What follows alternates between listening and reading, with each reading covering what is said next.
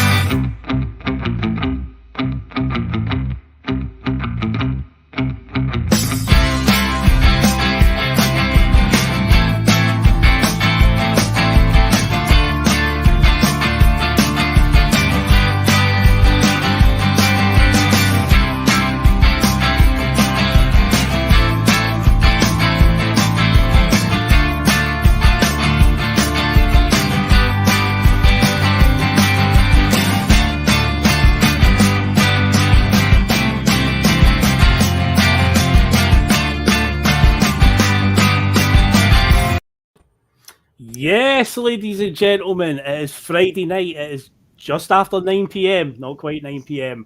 So we're a little bit late tonight, as usual. But no, tonight begins a big weekend for Celtic. So hopefully we can ease into the weekend nights. We're ahead of this big one tomorrow. We're going to go back. We time traveling. It's Bustalgia Friday night. We're going to go back 8 years in time. I still can't believe it's 8 years because a shitload has happened in that time. But yeah, we're going back to 2014-15 season, the Ronny Row. I hope you're all ready to practice your Ronny Row tonight, folks. Because yeah, we're going back to that era when we appointed a relative unknown from the Norwegian League as manager following Neil Lenn's departure, so that is on the agenda tonight. Now we've got a new face on Bustalgia tonight, making his debut on the series, Connor Carr. How the devil are you, mate? I'm good, mate. I've got a couple of beers in me and I'm ready for tomorrow and I'm ready for tonight, so we're all good. Good stuff, mate. I apologise if I call you Connor McCann at any point. There's too many Connors on the bus. Nah, it might slip out from time. They'll go Connor McCann. So yeah, I'll give you a clue. I'm the good looking one, so it's fine. Okay, I'll keep that in mind, mate. And before the show as well, Connor did seem he's a bit nervous about tonight. So get some Dutch courage in you, mate. Don't worry. I'll steer the ship tonight. Don't worry about it, mate. Good stuff. And of course, our man from Canada, Liam Greenlaw, is here tonight. How are you doing, my man? Good. How you doing, Phil? How you doing, Connor? Excited. It's like night before Christmas, isn't it? Oh, it is indeed. I know I'm trying my best not to think too much about it. I'll get no sleep tonight, no doubt about it. I'll be panicking when I wake up tomorrow morning, like, oh God, I can't handle this, because it's always the same when these fixtures roll around. So we won't talk about that tonight. Funny enough, this is a season where, well, we did have to contend with them once in a League Cup semi-final, but it was a bit of a cakewalk, that one. But in terms of the league, yeah, they were nowhere to be seen, so we didn't have that to put up with at any point during the season, really. So yeah, we'll be getting on to that later on. Now, of course, before we get started, I need to remind everybody to do all the usual stuff like, comment, share, and subscribe, all that good stuff. Helps the channel out massively. If you wish to become a Bhoycie Bus channel member, you can indeed as well. And you might also notice as well that we've got a new background as well I've added, although our faces are covering up the subliminal messaging at the top of subscribe, like, comment, and share. But yeah, I've done a wee bit of work on the old backgrounds. But yeah, tonight we will diving into 2014-15. Before we do, Connor, of course, you're new on here, but as you know, Bustalgia always starts with a wee bit of trivia. So we get a pen and paper ready, get a few answers on this one, which we will come back to at the end of the show. But yeah, it's a long-running tradition now. I can't stop it. I always have to call it a question. So this one's all around squad numbers. How are you? How did you do in your squad number question when you did the double doing quiz, guys? No good. Shaking the head from Liam. Terrible. I think I've actually done a double down yet. I think one of the first things Bhoycie said to me was got in a double down. Still not done it yet. Oh, did you skip over double down? Commit straight low. I think I did. Wow. I've only done post-match pitch, and I think that's all I've done yet. Still not done double down. There's a flaw in the vetting process. This one slipped through the net. How did that happen? Well, this is a squad number related question. So let's see how you do with this. It's no too high compared to, I mean, the Chris Sutton one the other week was still, that was hell on earth, that one. But yeah, this one is all about one of our signings this season, 2014-15, Stuart Armstrong. Because yes, during the season, Stuart Armstrong signed for Celtic, arguably Ronnie's maybe best signing of the season. Stuart was given the number 14 shirt, but can you name all the other players who've worn number 14 since designated squad numbers came in the 98-99 season?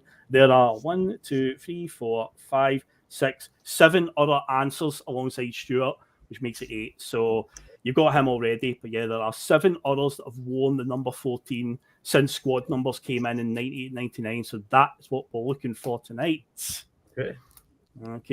So we'll come back to that at the end of the show. You don't know why we give me answers just now. And of course, any of you don't get, we'll also turn it over to the comments. But yeah, during the show, when I'm sitting here looking at the comments, just random player names getting thrown in all night, and I'm like, and I forget for a second, why do you talk about them? And I'm like, all right, of course, it's a guess for the quiz.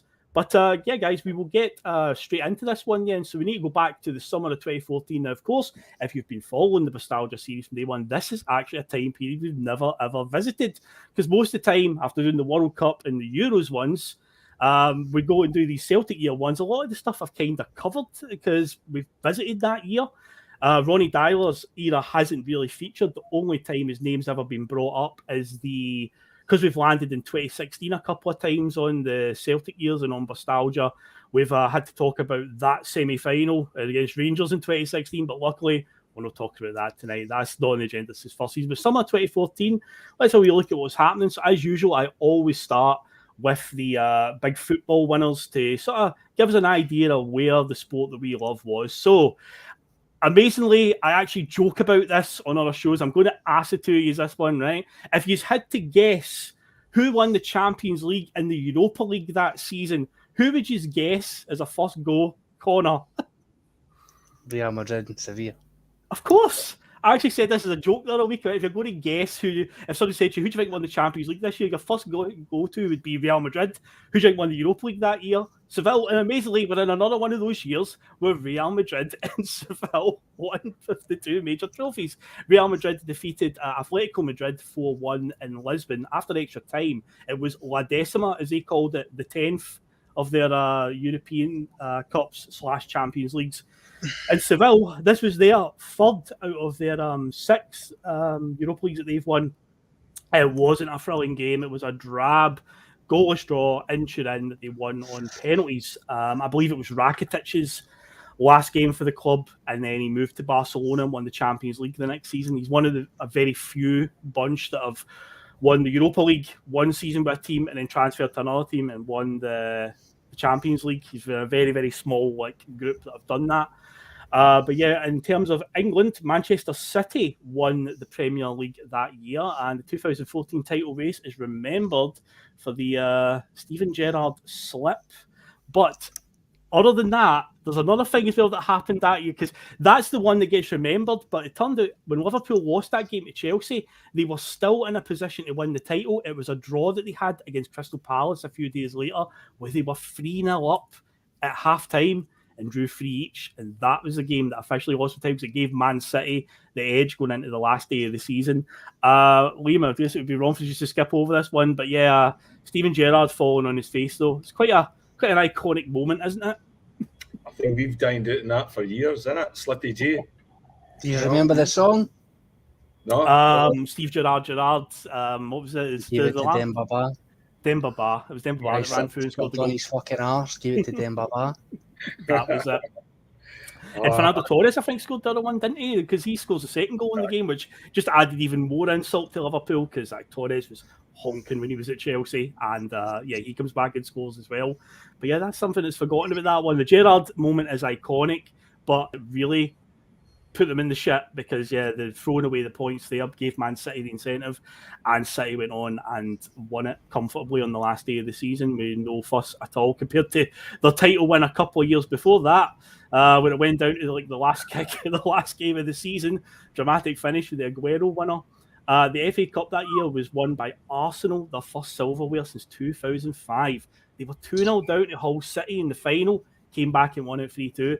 Aaron Ramsey, all these Rangers connections are coming up already, but Aaron Ramsey scored the winner. What are you talking about? Aaron Ramsey's a Celtic hero. Yes, a Celtic hero, to be fair. But on this day, he was an Arsenal hero because his legs could still function at this point, and he scored the winner in extra time. And the English League Cup that season was won by Manchester City, who seemed to win the League Cup a lot in England for the last decade. They beat Sunderland in the final. Now, in Scotland, Celtic had comfortably won the title the season before, making it 3 in a row. They were 29 points in front of Motherwell, who finished second. It wasn't Aberdeen that finished second in the 2014 season. An interesting note, though, is the two bottom teams in the 2014 season was Hibs and Hearts, who both went down. And as Rangers were coming in the other direction, that meant that the Championship going into this season had Hibs, Hearts, and Rangers. And of course, Liam, I'll come to you first, mate. A wee spoiler: how did it go for Rangers in that Championship season? Because didn't end too well for them in the playoffs, did it? No, it didn't. I absolutely loved watching their games. I don't usually watch Rangers games, but those two I found, and I watched it, and everything about it was just, again, pure comedy value. It was like everything that could go wrong for them went wrong. But in a spectacular way, where they were still proud of their efforts and what they did in that. So Bilal Mojni punching that Motherwell striker, didn't he? Did he actually clock him? That was hilarious, man. I'm surprised. But it's funny, we'll have a wee small flare-up and papers will talk about it for ages. That didn't seem to be a big discussion point for a very long time. It was like, right, let's just move on. Let's just move on with it, Whereas the Lennon McCoy's thing, that went on for ages, right? I wonder why that is. Aye. I'm going to say that Stephen McManus was playing for Motherwell at that point as well, because I'm sure he scored in the first leg at Ibrox. So I know Stephen McManus doing his job there, keeping names in. But I remember watching that second leg because Cammy Bell was the goalkeeper, and he completely fluffs the first one into the back of the net. It's like a long shot, deflects off a defender, and he palms into the back of the net. Oh, it's an absolute riot to watch. But the full-time whistle goes, and Bilal Mojni punches the Motherwell striker. I think the Motherwell striker interviewed and says, I went up to wish him all the best next season in the Championship, and he clocked me. He says something like that on the interview. But I watched it just on him. Fucking they control him. They couldn't control him. Bring back the banter years. Sounds like another player we all know all too well. But Phil, you were saying earlier about Hearts and Hibs. That was mad that year with both Hearts, Hibs, and Rangers on the Championship. Aye, it was a crazy one. And I'm right saying that I'd imagine Dundee were probably in the Championship that season, and probably Dunfermline as well. So it was quite a strong league that they were going into. But Hearts and Hibs were in the same season. Hearts won the league, and Rangers were second, Hibs were third, and Rangers blew it in the playoffs. Was it Murrow? But I can remember the 2014 season where Hearts, I think they'd been in administration, so they were bottom, and it was pretty much they won the going to escape relegation. But Hibs had a late season decline in 2014, where they had Terry Butcher as manager. I can remember because I went to a game at Easter Road and we absolutely done them 4-0. Van Dijk scored a free kick, and Chris Commons was on fire that season. And it was February. They were still sitting mid-table. They weren't doing too well. We absolutely rattled them, and then they just dropped, kept going down, finished second bottom, and Hamilton Accies beat them in the playoff. So Hamilton, the team that just we couldn't get rid of for years from the Premiership as well. They kept staying up all the time. One of those plastic pitches as well, but we had Hibs to thank for that one for years because they lost them in a playoff. But the 2014-15 Championship season, mental. Hearts, Hibs, and Rangers in the second tier. Fucking bonkers stuff.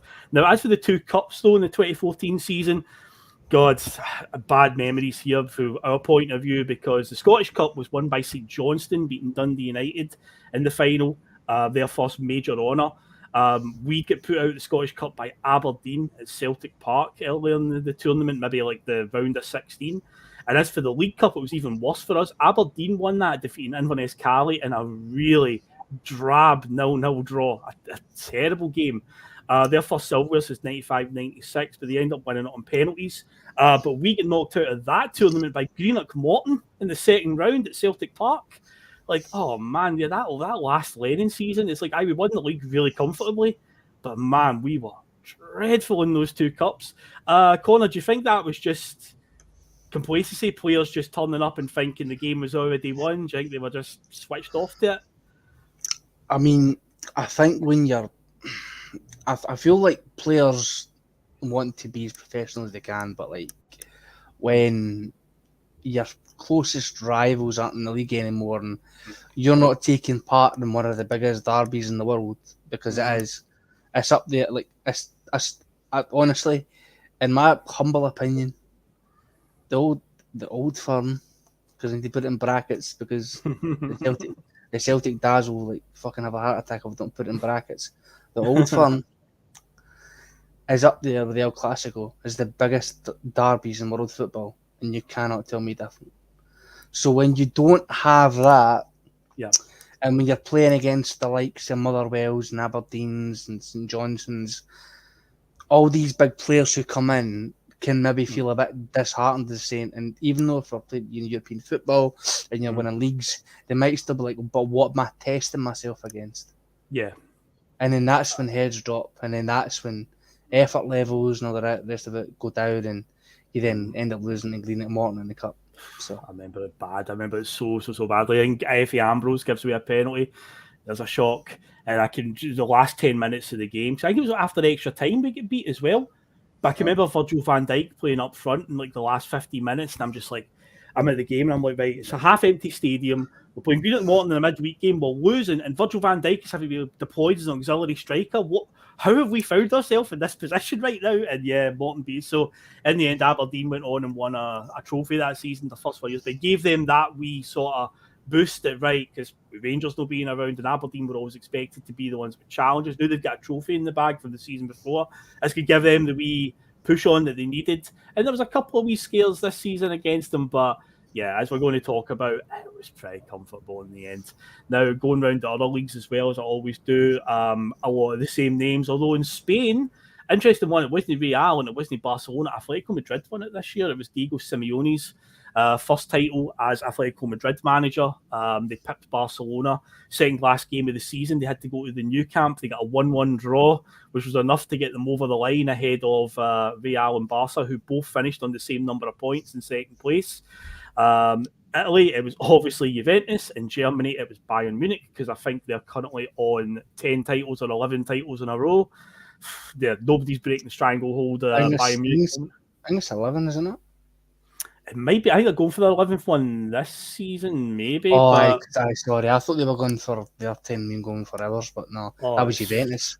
Juventus blew it in the same season that we blew it. I was in Juventus, we're running parallel to each other. Funny that, you ever notice it in that season that during COVID, no fans, it was all the wee teams that never seemed to win very much that win the leagues and win the cups. That's funny, that, isn't it? Because Liverpool, they had a shocker after winning the title the season before. Suddenly, when you take away the Anfield atmosphere, they were fucking shocking. They were absolutely woeful that season. You had like Lille winning it in Ligue 1. Atletico Madrid won it in Serie A, in La Liga. Who was it? Was it Inter won it? Inter won it in the COVID year. AC Milan won it there. I prefer AC Milan anyway. So you see, Juve have had a couple of seasons where they've not been near the title, so that's quite unusual for Italian football. Juve are usually the dominant force. But say Germany, it was Bayern Munich. France, it was PSG. Portugal was Benfica, and of course in the Netherlands it was Ajax. It's usually one of three there. Majority of the time when I do this series, it's usually Ajax. Of course, so it's 2014, so we had the World Cup that summer. On a personal note, this is my favourite World Cup because it was so attack-minded, and I think also I'm kind of skewed by the 2010 World Cup, because me and Russell body swerved that one. We kind of got out of the World Cup series just before we got to it, because the 2010 World Cup was so turgid to watch. And I know a lot of Celtic fans, especially with the whole Barcelona loving and stuff, they love Spain and the way Spain play and Barcelona play. I'm not a huge fan of tiki-taka. I don't mind Barca's tiki-taka because they had Messi, so they could do the little triangles of passing around, then give it to Messi, and he would beat like 5 players on his own. That could get you out your seat, get you quite excited. But I hated watching Spain in the 2010 World Cup. It felt like every team just set out in that tournament just to not lose games. You had the vuvuzelas buzzing constantly. So the 2014 World Cup was the complete opposite of that, where teams just went for it. And some of the games in the group stages were phenomenal. And of course, we had the quite surreal game during the 2014 World Cup where Germany smashed Brazil 7-1 in the semi-finals.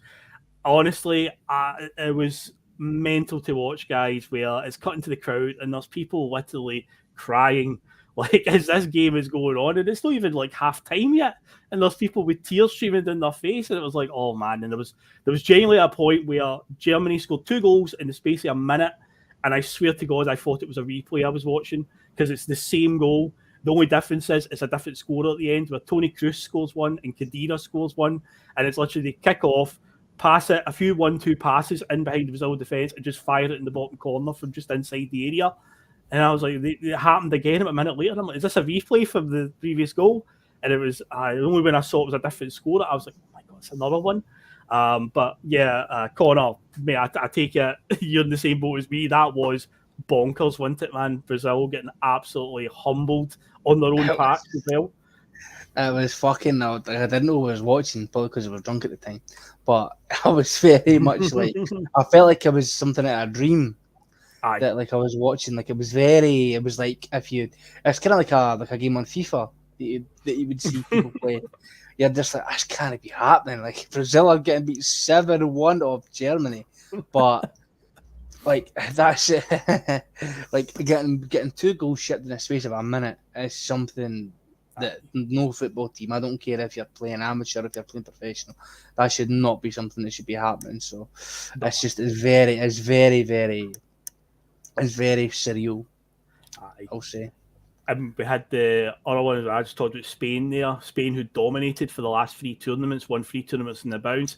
They went out against the Netherlands in the very first game and get beat 5-1. Oh man, mental stuff. And I say, from my point of view, because I'm not a big fan of the whole tiki-taka, it was good to see a team absolutely rattle them, because I was like, right, somebody's finally found out how to beat these guys. And yeah, Spain didn't even win a game that tournament. However, something else that the 2014 World Cup did, Liam, it introduced us to a guy named Ange Postecoglou. You've got to wonder, will he go on to do anything significant in the game? Ange Postecoglou, because this is the group, obviously, where he's in with Chile, Spain, and Holland.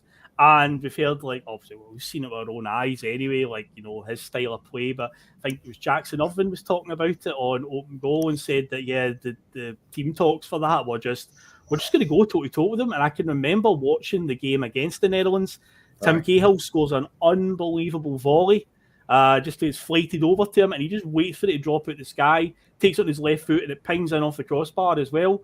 Just gung-ho, just going for it. He didn't care. I mean, Chile are always a really decent team from South America, and obviously you've got Holland and Spain in the group, and he was like, nah, fuck it. We'll just go for it. Obviously, it makes you think, we play Real Madrid in a few days. He's going to go for it, isn't he, mate? He's going to go for it. You wonder, is that when he got on the radar of the Man City board? Must have been then, right? They were looking at him at that cup. You know, and then I just love it, what he's developed into. I listened to 2 of the podcasts he did this week as well. He's on 2 podcasts this week, and he's very, very candid and open. You know, as he always is to the fan stuff. You know, and just it's just pleasure like listening to him, and then just so glad he's there. But Chris, we've talked about it non-stop, haven't we? We haven't he popped up here because I was doing the notes for this. I was like, 2014 World Cup. Of course, this is the one that often gets referenced when we talk about his philosophy, where he went into that group. I say we have a really formidable group, and just thought, nah, fuck it, we're just going to go for it here. But yeah, we see it now with our own eyes, and we'll see what happens tomorrow, and obviously Tuesday night against Real Madrid. I'm expecting a similar philosophy. Now, one thing that I've been doing recently on the Celtic Years is to give us an idea, because obviously the world of transfers is such a bonkers time, and You know, the prices that you see for some players nowadays, especially transfer deadline day just being yesterday, and you look at, especially our pals down to the south there in England, the money that some of them are paying for players, bang average ones as well. But hey, it's that tax that comes with the Premier League. But yeah, I always like to take a wee snapshot of the top 10 most expensive transfers in the world at this point. So in 2014, so we're mid-2010, so the prices are starting to get really inflated. And looking at this list, especially the Premier League ones, any ones involving Premier League players in particular, it's like, yeah, there's quite a bit of Premier League tax going on there. So number 10 was Romelu Lukaku, went from Chelsea to Everton for 31 million. He, of course, would then leave Everton for an obscene price. Was it 70-something million? And then to go to, was it Man U? Then he went Inter, then ends up back at Chelsea for like 100 million. And it's like, mental the way his career's went. Now he's back at Inter, obviously on loan, because it's still wanting to Chelsea. So he's been all over the place, Lukaku. Number 9 is Ander Herrera, Athletic Bilbao to Man United for 32.4 million. Luke Shaw is number 8, the most expensive transfer that summer. Southampton to Man United, 33.75 million. Diego Costa is number 7, Atletico Madrid to Chelsea, 34.2 million. Alexis Sanchez, Barcelona to Arsenal, 38.25 million. This is one that I completely forgot now. Obviously, when I read it, I went, oh, I remember this guy now. I can remember it being a big transfer, but a guy that did not have any impact at all. Eloquim Mangala, Valencia to Man City, centre-back, French guy, 40.5 million Man City paid for him that summer. David Luiz went for Chelsea to PSG for 44.5 million and would transfer back to Chelsea a year later for, I think, 50 million. Number 3 most expensive transfer that summer was Angel Di Maria from Real Madrid to Man United. He literally just won the Champions League with Real and went to Louis van Gaal's Man United, which didn't work out too well. Number 2 was the player of the tournament at the World Cup, James Rodriguez, who was unbelievable for Colombia, won the Golden Boot, and everyone's like, oh, this guy's going to go on to achieve all sorts. Never really worked out for him. I think nowadays, is he playing in China? Something like that. He was here for a while. I think he was playing with one of the Los Angeles teams in the MLS. Wow. Okay. Because he went from Monaco to Real Madrid off the back of his World Cup. 67.5 million Real Madrid paid for him that summer. And then the number 1 most expensive transfer in summer of 2014 was Luis Suarez. Went from Liverpool to Barcelona for 73.5 million. And this, of course, is off the back of the 2 infamous biting moments, because he bit, was it a Chelsea player during that? No. And then he bit Chiellini during the World Cup as well. Aye. Ivanovic. Branislav Ivanovic. Chiellini was the other one he bit. It was. I remember during that World Cup, Italy and Uruguay. It was the. He went just off the back of that. He transferred to Barca. But in the world of obscene transfers, Liam, without a doubt, the best bit of business that was done during this window is Robert Lewandowski went from Dortmund to Bayern Munich for the price of 0 because he was a free transfer. In the Bayern Munich, this is the reason why they win so many trophies in Germany, why they are the top team, because whenever one of the other teams that's maybe going to challenge them has a player that's going to look like, oh, this guy could be a real problem for us, Bayern Munich just come along and just go, yoink, we'll take you, thank you very much. They've been doing it for years. Lewandowski's contract, he ran it down at Dortmund and went to Bayern on a free. Safe to say, he was quite a success, wasn't he, that one? Aye, that was one of the best signings ever. I mean, where is he now? He's still a great Barcelona. player. Went to Barcelona in the summer. Yeah. And he started scoring again. I've seen him on some highlights and that. Aye, what a player. Superb. Machine. You know? They are the relentless. I say, especially with having guys like Beckenbauer and Karl-Heinz Rummenigge still associated with the club in like directors' roles.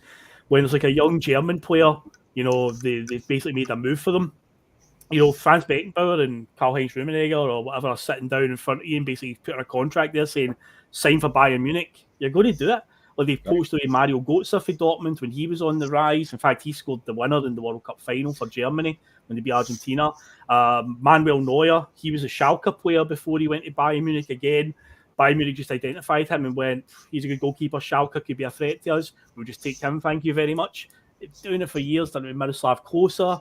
it just goes on and on. That's why they stay so dominant in Germany. They just basically infiltrate all the potential opponents, just take all the best players. But we'll move on now to the sort of like pop culture type big headlines. Now, something that did happen in 2014 that did have an effect on us from Celtic point of view. Commonwealth Games happened in 2014 in the summer in Glasgow. They were hosted in the city. I actually went to a few of the events. It was actually quite good with the buzz around the city. It's like it only lasted 11 days of Commonwealth Games, but like I used to work at that point in time. I was working for Scottish Enterprise, who have offices right down on the Broomlaw, right at the Clyde side, and it's only like a 5-minute walk away from the SECC where a lot of the events were. And lovely sunny day, you go on your lunch break and you just go outside at the Clyde side, and it's just loads of people from all sorts of different countries just having a great time. And it was like, this is fucking good, man. But I went to a few of the events and it was actually quite enjoyable. But of course, the significant thing is our stadium was getting used for part of it. And as a result, we couldn't even play the first game of the season at Celtic Park. We had to play away from home in the first game. And for a few early European games, which we will get onto, we had to play at Murrayfield because you couldn't play Celtic Park, which definitely was a bit of a hindrance for us. I went through to one of the Murrayfield games and the travel for it. Good stadium, but yeah, for a midweek game, travelling through there from Glasgow, no, at night time. I got back at like after midnight that night. Had work the next day to go to. Like, oh, can't do this, man. Can't do this at all. Also, in the summer of 2014, on the 18th of September, Scotland was asked a very simple question. Should Scotland be independent from the UK? Scotland voted no and continues to be under Tory rule to this day. Bonkers. Hopefully another chance will come in the near future. But we're not a political podcast. We won't get into that too much just now. But yeah, that was in the summer of 2014. Now, Scott Howe, are you in the comments? Let's have a wee look. I think I saw his name earlier. He likes all the music chat. But sadly, mate, 2014 at this point, I don't know anything about music in 2014 at all. I mean, I looked at the number one album at the time when the season kicked off. It was Ed Sheeran. I know who he is, but I have no idea. I looked at what the number one single was. It was a song called Rude by a band called Magic, and I was like, I don't have a fucking clue who that is. So sadly, Scott, I know you like the music chat, but I am not the man for it. When Russell's next on, he's definitely the music man. Maybe we'll have a more in-depth chat about music at the start, but honestly, I don't have a clue. But I do have the headline acts from the big festivals that summer. I have been noting them down recently. So, Tea in the Park, if this tickles your fancy, gentlemen, for 2014, the headline acts were Biffy Clyro, Calvin Harris and the Arctic Monkeys over the Friday, Saturday and Sunday. And other notable acts on the main stage were Ed Sheeran, Paolo Nutini, Pharrell, Jake Bugg, Paul Weller, who Russell often gets compared to, and people want to slag him off on Twitter, even though Paul Weller sold millions of albums and is like a style and music icon. So I don't think that quite works, calling him Paul Weller as like a slagging. It really works. But anyway, Paul Weller, the Kaiser Chiefs, the Red Hot Chili Peppers were some of the notable acts. However, I strongly recommend this. There's a video from Tea in the Park 2014. It's one of my favourite live videos I've ever seen. In the King Tut's tent on the Sunday, Franz Ferdinand played their set. And do yourself a favour at some point and go out of your way to find their performance of Take Me Out at that 2014 Tea in the Park. It is phenomenal. The crowd is absolutely electric in it. So I strongly recommend it. It's on YouTube. It is a good one. So I love Franz Ferdinand, and that is a anthem, that tune. Now, as for Glastonbury, what's going on over in Glastonbury? The big headline acts at Glasgow over the 3 nights were Arcade Fire, Metallica and Kasabian. But a special shout out to one Dolly Parton, who played at Glastonbury that year. I found that one interesting. I was looking at the lineup and I was like, wait a minute, Dolly Parton? Really? So yeah, she was on the main stage at Glasgow that year. And the number one film at the box office when the season kicked off was The In-Betweeners 2.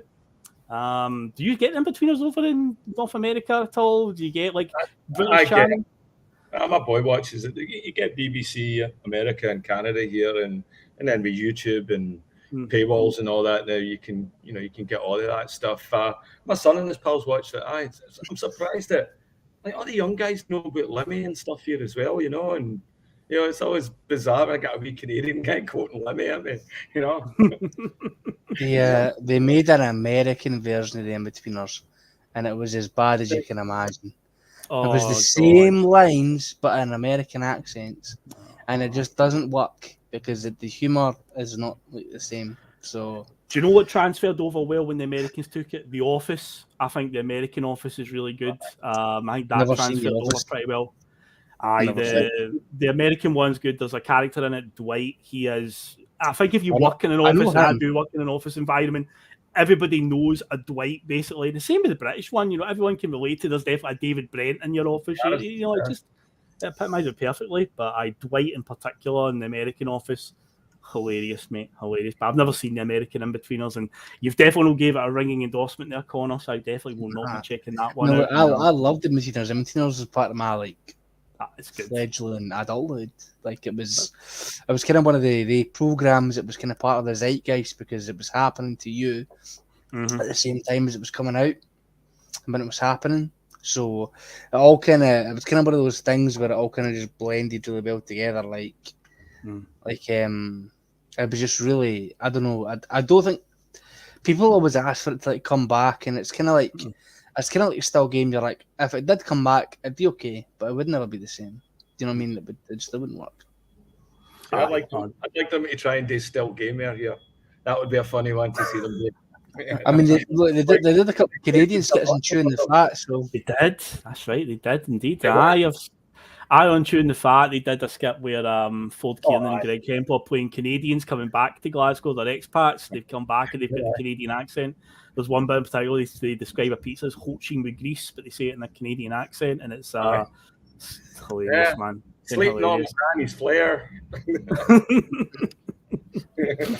Oh man, so that would be quite good to see a still game adapted to the American audience. That would be, if I just show them the in its current form, just see how they get on with that. I'd imagine the puzzle and their face would be quite a sight to see.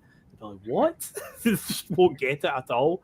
But we'll move on, guys, to our pre-season roundup, because without a shadow of a doubt, the big story, obviously, going into this season is after 4 and a bit years in charge, Neil Lennon had just randomly out of nowhere just decided that he was off skate. I remember the story creeping up out of nowhere. It was one of these ones maybe like a day before, when there was whispers doing the rounds on social media, because social media is around at this point. This is when Twitter's only about 3 or 4 years old at this point. I think Twitter came around maybe about 2010, 2009, so about 4 years, 5 years tops.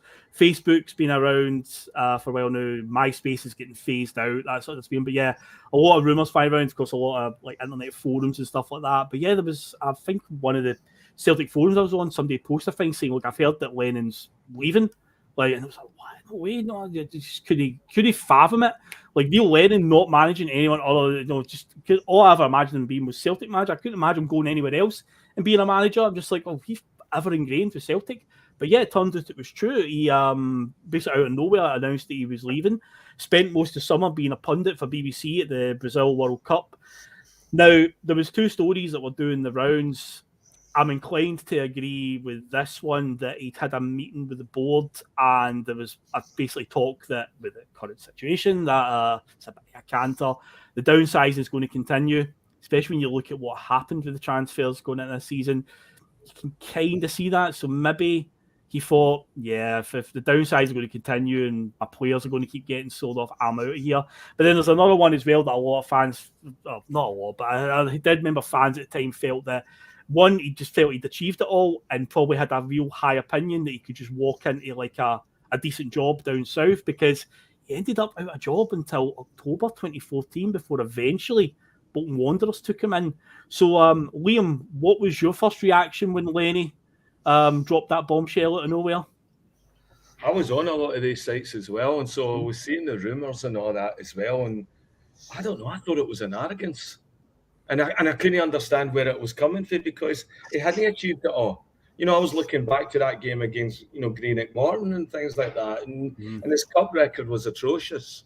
And I was thinking, no, you need a lot more to prove to me before wandering off, thinking, well, I'm ready to take the next chapter. And, and it looks like the market agreed with me as well, because you're right, he didn't get a job. And that Bolton job, sure, go into a wee bit, but that was a poison chalice as well. I mean, that wasn't an attractive offer. That looked like a wee bit of desperation. But it's funny the similarities we see in that team. Like losing to Morton, losing some of the cup games and that. You can see that sort of like a casualness that creeps into Lennon's teams where, because when we're going to Ronny, but, one of the things he was amazed at right away was their fitness levels and that. And so Seems to be a deterioration with Neil Lennon, and maybe it's just a focus thing where he's like 2-year contract, but 3 years, like he's only good for 2 out of the 3. The third's always going to be a shit year. Brendan Rodgers seems to be going through that as well. Well, the thing is, this is an interesting one from Patrick McLaughlin. He's saying that Lenny was initially pissed off at having to sell Ledley and being forced to replace him with Johansen. Now, that's an interesting word you've used there, Patrick, because I wouldn't say forced, because as we see this season, Stefan Johansen was incredible at this point in time. Like, for the next 2 seasons under Ronny especially, and that half season that he played under Lennon, when he initially came in, I was like, Johansen is a good player, by the way. But Ledley was definitely one of his boys, and there was a whole thing about the sailor Ledley midway through the previous season. Ledley didn't really want to go, but he'd been holding off on a contract extension, and the board basically told him, you're going, whether you like it or not. He's said, of course, in interviews, basically with open goal in the last few years, he never wanted to leave, he regretted leaving, one of the things, but there was a real camaraderie between that team, so that could have done it. But I don't know if I would say forced to buy Johansen, because I think Johansen was quality, and he definitely showed it this season, no doubt about it. But I suppose it could be a personal thing, because that's one thing Ange talks about. He doesn't try and get too close to players and that, like to compromise them. Lenny definitely had a very strong bond with certain players, so maybe there was something in that. But what about yourself, Connor? What was your reaction to Lenny disappearing? It was a bit bizarre because, like, before the 10-0 debacle, like, I love Lenny. Like, I thought he was like the man. Like, he was like the Celtic man, kind of encapsulated in this like big ginger nutcase. So, like, it was just kind of just like, to see him leave was a bit just like, it's a bit like, why would you leave? Like, you could stay and you could win like the next 5, 6, 7 league titles, arguably, and you'd be fine. But I mean, I don't blame him for looking at pastures greener. So, but obviously, with it, this is the kind of thing that we criticise our board for, which arguably they've done not bad so now, but not building for a position of strength, and they wanted to downsize and they wanted to kind of take the cheaper option, and I don't think Lenny was up for that. And fair play to him, because he gets a lot of stick, and rightfully so, about how things went recently. But for him to just say, if you're going to downsize when we could build and become gargantuan compared to the rest of the league, which we arguably are, but still things here and there. But for him to just say, nah, I'm out, I'm going to look for something else, fair play to him, because, do you know what I mean? Like, you're only human, and do you know what I mean? If like, it's fair, because like he was like, at the end of the day, like, no matter what happened to Lenny, like, I reckon, see, in the next like 2 or 3 years, I reckon we'll probably all forgive him. Like, really, we'll probably all forgive him. I can agree. I know Russell said that a few times, but he's a Celtic man at the end of the day. Like, I'm not sold to the whole, like, when it comes to players, I'm not kind of like, oh, he's a Celtic man. He's only been at this club and this club only. You have to keep him. Like, if they're not good for the job, don't keep them. But if they're an ex-player or like a manager who likes to big up the club and who likes to do that, and who likes to stick by his guns and stick by the club, fair enough. That's kind of like I like that. That's fair. But of course, what happened is, after weeks of speculation, after this bombshell that Lennon had left, a lot of talk, of course, a few of the usual names flying around. But Roy Keane looked like he was getting it. It looked like it was going to happen until the 11th hour. Then something changed. Negotiations broke down. And of course, the story goes that Roy Keane was supposed to be the manager and Ronny Deila was going to be the number 2. But out of nowhere, as I say, now, my attitude at the time was I didn't want Roy Keane. I very much was on the side of many fans whenever his name gets linked up. It's just like, I think as a pundit, his box office, I can listen to talk about football all day, but I just don't think, especially in the modern game, now even now in 2022, I just don't think he could cope as a manager, because players are so different in terms of like their attitude. Players love being mollycoddled. Just say it as it is, Phil. They're fucking wee blouses, man. They could not handle a Roy Keane in the dressing room, giving them fucking pelters for like losing a goal in the last minute of the game to make it a draw and make it a loss. They could not handle it, and No. that's just the long and short of it. Like Roy Keane, when he was linked with Hibs, I was hoping he was getting the job because Roy Keane would be fucking box office for the league. Oh, aye. He And I definitely think he could do a job at Hibs. Yeah. He probably could, but in terms of the Celtic job at this point, I was very much like, I don't know if I want Keane, and then this news broke at literally the 11th hour. Suddenly out of nowhere, rumours came through that this Ronny Deila, Stromgod set manager, and everyone was like, what is that? Now, me personally, I was like quite excited by it because I think on his resume there was something about he either took inspiration from Jurgen Klopp, or there was some sort of connection to Klopp in terms of their philosophy. And of course, at this point in time, Klopp's a Dortmund manager. They've won 2 titles in recent years. At that point, he's one of the most exciting managers. So when I heard some of these links, I was like, I'm quite excited that they're taking a chance on a young manager for the continent. I went down to Celtic Park on the day he was unveiled. I had to have a week off work, and it all fell nicely. And I was like, I'm going to go down. And it was quite a moderate crowd at the time. It wasn't on the level when Brendan Rodgers got unveiled, and there was 13,000 people, but there was quite a moderate crowd there. And there was a few journalists scattered around, and one of them had asked me for a quote in the newspaper. They were asking fans and that. And my thing at the time was similar to what you said, Liam, about Lennon's record. I was excited they were going in this other direction. I was like, okay, let's go for something different. Let's take a chance, because I was thinking about the Greenock Morton loss, the Aberdeen loss, really underwhelming thing. But it's like, seeing all those years that Rangers weren't around and weren't a factor, we should have been sweeping up trophies. Ironically, when they were around in the league, we were sweeping up treble after treble. But in the years that they weren't, it was like we were losing cup finals to Kilmarnock and Ross County knocking us out of cups and St Mirren and stuff like that. And I say that season right it just passed there. Greenock Morton and Aberdeen at Celtic Park beat us in both cups. And I was like, I'm quite excited. This could be a really good thing. So yeah, I was actually kind of almost like Rangers aren't the superpower in football they claim they are, eh? Aye. That's true. Well, your lads, it's Derby Day tomorrow. I'm getting my digs in. I'm sorry. Go ahead. Go ahead, man. Aye, get them in, man. There'll be plenty of opportunity. We've got an encounter with them to talk about in this season, and it was quite a one-side one. Hopefully, it's like that tomorrow. Don't know if it will be, but hopefully we can just swat them aside. But Liam, what were you then when you heard the news that Ronny Deila was going to be the Celtic manager, and what were you thinking initially at that one? I liked it. I'd been in all the Celtic boards and the chats and all that, and everything that we're saying about Ronny Deila looked really good. And that was also at a time as well where there was a lot of Scandinavian teams and teams from Northern Europe that were starting to, come across internationally. I think Norway they were qualifying over us for a couple of, Europe and the World Cups and that. I think we had them in our group. Denmark and Iceland as well. We're still riding on the tails of that, and everybody was looking at, they're a similar size countries to the size of ours, and their leagues must be good as well, and their teams were starting to step up in Europe as well. So yeah, I thought it was a good sign, and I thought, okay, maybe it's a Scandinavian approach or something that we're seeing that would help us sort of define our game, and then looking at the links, go, okay, well, that's no far a stretch to what our game could be as well. So I was optimistic, and I was excited about it, and again, it wasn't a job for the boys, and it just okay, so we're inside of that one now.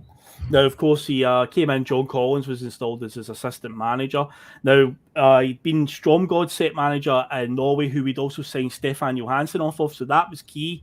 To say, look at the season that Stefan Johansen, now he really stepped up. He fully bought into what Ronny Deila was preaching.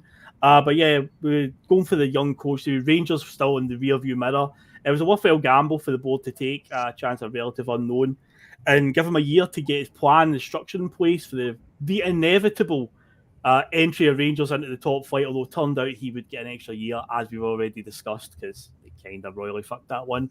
But there was comparisons obviously to Jurgen Klopp, and one of the things, though, that he did walk in, and it was quite apparent early on when he said, I think in the initial press conference, he talked about the 24/7 athlete and fitness and stuff like that, and this, of course, would become a stumbling block. I don't think in the first season, which obviously we're going to be on tonight, it was as apparent, but in the second season, you can see a lot of the players are just starting to check out with him and so forth. But yeah, knowing what we knew, even at the time with the culture of that Celtic team, that lad culture that they had, to say, having Lenny's manager, he was always wanting to be their pal and stuff like that. Did you see any warning signs early on, Connor, that he was going to have a hard time converting some of these players like Mulgrew, Stokes, Commons, the ones that seem to get the bad rep from all this as being the clique that was in the dressing room? Were you worried when you were sitting there talking about I want 24/7 athletes and talk about changing their diets and stuff like that? I mean, there's a famous quote, like you said, like they're no longer going to serve chips in the canteen, stuff like that. Yeah. Like, I mean, like as a professional footballer, if you're a proper athlete, then like why the fuck eating chips anyway? Like on day-to-day basis, but that's just. It kind of seems like there was like a really what Lenny had left was like a real proper like ride or die lad culture. Yeah, and I don't think that translated over well to what Ronny had wanted at Celtic. Yeah, and he worked well with what he had, and what he got, I'd say, was better than what some would have got out of the hurdles that he had to kind of overcome. But when a lot of the players like Chico and players like that, like the kind of a lot of them when they get to kind of that stage are kind of like they're set in their ways and they want to like just do a certain thing and they want to just like I play football this way, I train on these days, I do it this way, and I eat this and I fucking drink what I want. That doesn't work in modern football, and I think in the 2010s onwards, we've seen it more evolve now. As in, like, it's not that the players are the be all and end all and they get to say and do what they want. It's the managers, and it's you have to buy into what they're selling. And I think we're seeing that now with Ange and stuff like that. So I think it was definitely like a hard time for Ronny to try and get these kind of guys on board with the bigger picture with what he was trying to do, because he was trying to turn them to like proper like athletes and try and like to take them like a step above the league. But they kind of just they didn't fuck it, but they kind of just like they didn't take it as serious as we probably should have. There was still talk of them sneaking sugar into Lennoxtown and stuff. The tea lady had to sneak sugar in, and but these are stories that came out after the incident, after the horses already bolted. But these are all things that came out in the wash later. But that's quite a worrying thing that was going on there. Where it's like, man, I mean, at the end of the day, you're right, they're athletes. At the end of the day, they should be, thinking what they're putting in their body and all that. But I think Russell said this before on the show. That Lennon squad was at the sort of tail end. You said earlier on, Connor, about a lot of footballers nowadays, mollycoddled and stuff. That Lennon squad seemed to be the sort of last real hurrah of that generation of player that was a bit of a lad and could take a rollicking and stuff like that. But we're starting to go into the mid-2000s. So guys like Jurgen Klopp and that are like the coaches everyone wants to be. Pep Guardiola, these are the coaches everyone aspires to be and wants to play their style. Dinosaur managers like, your Tony Pulis's and that, your Neil Warnock's, your Steve Bruce's, their days are gone now. They're starting to get phased away. Well, I say that Steve Bruce is still, in fact, I've got the West Brom game on right now. Steve Bruce is on the sideline right now. Why is he still getting a job? But this is that stage in time where it's time for a new generation of manager. So, there was always going to be a few stumbling blocks, I think, early on. But, of course, this is all with hindsight being 2020, isn't it, guys? So, Phil, can I just jump in there a sec? Who could have really helped Ronny back then? Your captain. And I've never really had I like Scott Brown as a player. I don't think he's a legend. I don't think he was brilliant. I think he had more bad seasons than he had good. And I think one of the seasons where he could have done something, well, he could have helped out there with the 10. But I'm not going off that. But Scott Brown let us down there as well. He was the first one that was photographed eating kebabs and all that. And that's right. That was this season. That's right. It was this season. So they talk about, like the squad. And I heard Charlie Mulgrew when he was on that Open Goal and that, talking about it and about Ronny. Yes. And they just didn't have a respect for the culture of what it was to be a high-performance athlete. And I think the captain had led that. He did stuff like wearing these shirts and shorts all the time and stuff like that. But if he'd have took a look at this and said, okay, this 24-hour athlete, he was getting on as well. I think that would have really helped him, and I think he kept a lot of that. Did he not do that under Brendan Rodgers though? Under Rodgers, he seemed to. Because under Ronny, he looked done. At the end of Ronnie's time, he looked absolutely done. But under Brendan, he seemed to come back to life. It was maybe it was just a clash of personalities. Like it's not that. I'm sorry. Like, see, as soon as anybody comes for Scott Brown, I start getting a bit like. As soon as anybody comes for Scott, like, I'm a bit like, oh, but not in a bad way. But because he is like he is like in my lifetime, he's been like my captain, my Celtic captain. Right. He is like, when I think of Celtic captain, my mind immediately just goes to Scott Brown. So that's why, like, I have such like an attachment to him and such like a defence for him. So I don't think it's necessarily that like Scott Brown did not want to commit to the regime or the. He could have though. Oh, he could definitely have. Look like he did, you know. Maybe it was just because this was kind of the phasing out of the old guard and the way that things started to be with modern football. Maybe because Scotland is seen as a footballing backwater, as much as we don't want it to be that way. As in the modern day, in the bigger scheme of things, it kind of is. So maybe Scotland was kind of just like, I've got it easy. I can just kind of strut about and eat my kebabs and drink my pints, and I can just do this. And I don't have to respect the manager because I can turn up every weekend I come in anyway, and I'll get like an 8 out of 10 every week in the papers. But he probably just maybe took a wee bit of a longer time to get used to it, and then when Brendan came in, I think shit really got real, and that's when he kind of said, "Oh, I've got to buck up my ideas here."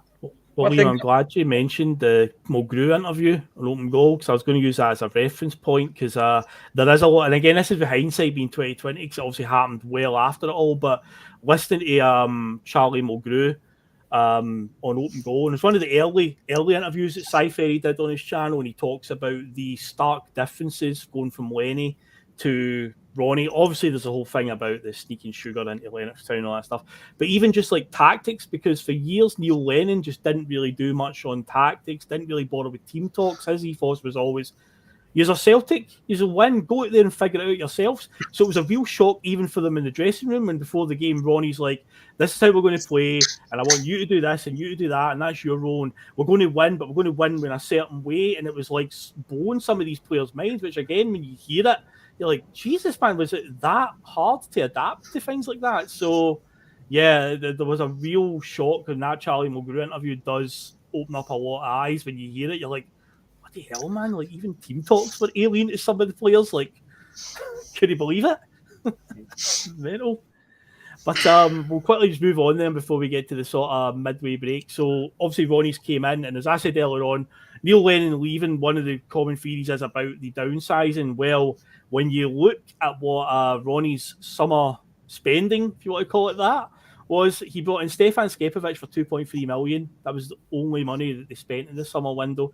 They brought in Joe Inga Berge on a half-season loan, not a full-season loan, up until January. They brought in Alexander Tonev, Jason Denayer, Mubarak Picasso, and Guidetti, all on season-long loans. Craig Gordon, who'd been out the game for a couple of years with injury problems, who'd actually been training with Rangers at Murray Park for a few weeks before, ended up signing for us on a free transfer. Again, training with Rangers, he actually went on to have a really good run at Celtic, because at the time when we signed him, I was like, I better risk this one. But of course, knowing what we know, Fraser Forster was about to depart because he left for £10 million. Craig Gordon did his bit, it's safe to say. But other players that left were Tony Watt, Timu Pukki, Amido Balde, Dylan McGeoch, Georgios Samaras left. Oh, gutted when that happened. Jackson Irvine also left, but as I say, the biggest departure is Fraser Forster left for £10 million. So yeah, we spent 2.3 million and reeled in 10 million. In the mid-season window, though, we would add Stuart Armstrong and Gary Mackay-Steven, and the biggest departure in the mid-season was Beram Kayal. So just quickly going over the pre-season results to set us up for this season before we go into the break.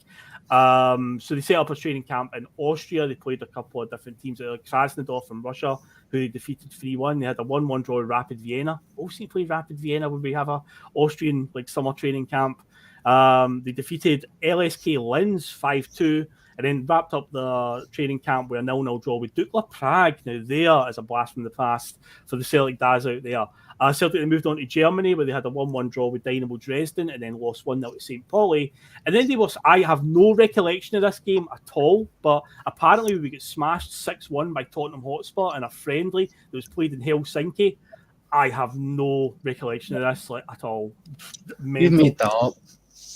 Mate, I wish I did, but it's actually on Wikipedia. So Wikipedia's gospel, remember? But I was like 6-1 hitting Helsinki. What was this? Was this some sort of special Champions Cup thing we were playing in? I don't even know. But yeah, we lost 6-1 apparently.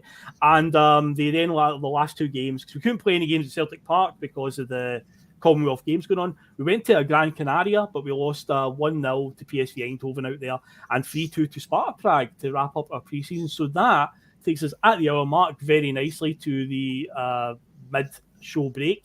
And I'll put that in just now, and we'll be back in 2 minutes. We will be getting into the 2014-15 season. So bear with us, folks, and we shall be back in 2 minutes.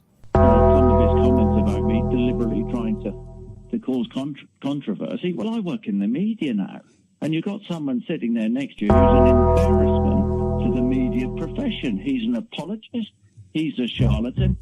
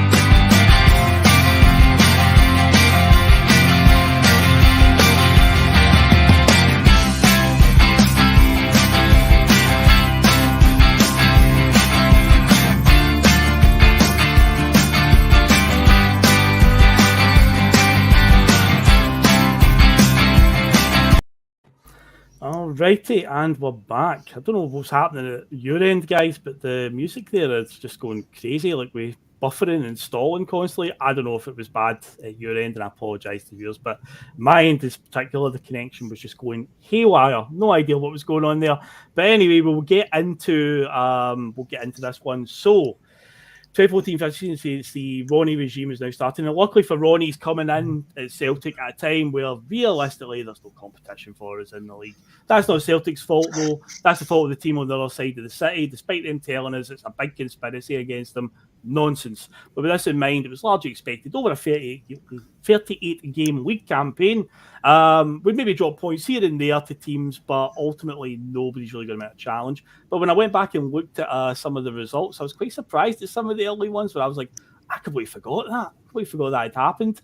But yeah, so Celtic had to start though, as say, because of the Commonwealth Games. Celtic Park was unavailable, so we actually started up at McDiarmid Park with a 3-0 victory. Now, one thing that's notable about this game, I don't know if you remember this, Dirk Berichter, who'd kind of been exiled already from the team due to his injury problems, actually got a start in this game. He seemed to be in pre-season, he was getting some games. You thought maybe Dirk Berichter can reinvent himself, but no, this game was pretty much, I think, maybe his last or one of his last games, because at one point he takes a dive to win as a penalty, and it was a blatant dive, and the compliance officer nailed him for it. I don't think Ronny took too well to that one, because he wasn't really seen in the team again after that, and that wasn't even for injury problems. But yeah, I remember that one very well, because when I saw the replay at the time, I was like, he's clearly dived there, clearly. But yeah, the compliance officer obviously nailed him for it. We were on to win 3-0 up at McDermott. It was a good start. But then the first home game, we absolutely leathered Dundee United 6-1. An interesting fact about that, we were not flagged offside once in that game. And the only reason I remember that, right, this is the only reason, is Anthony Stokes had a horrible reputation of not being able to read the line. He was terrible over the years.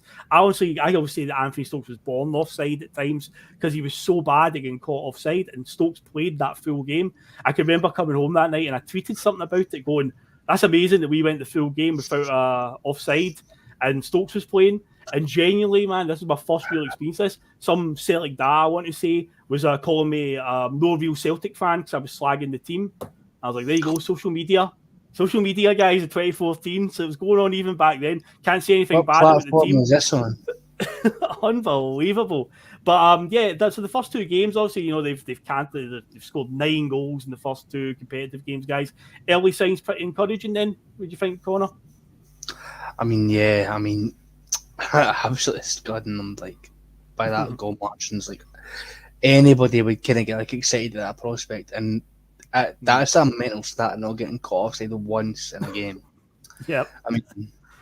They obviously never had a Kyogo in their team because they would have got flagged offside about 10 times. Not that it would have been an offside, just they would have been flagged offside because for some reason the officials aren't up to snuff in this game. But of course they're not.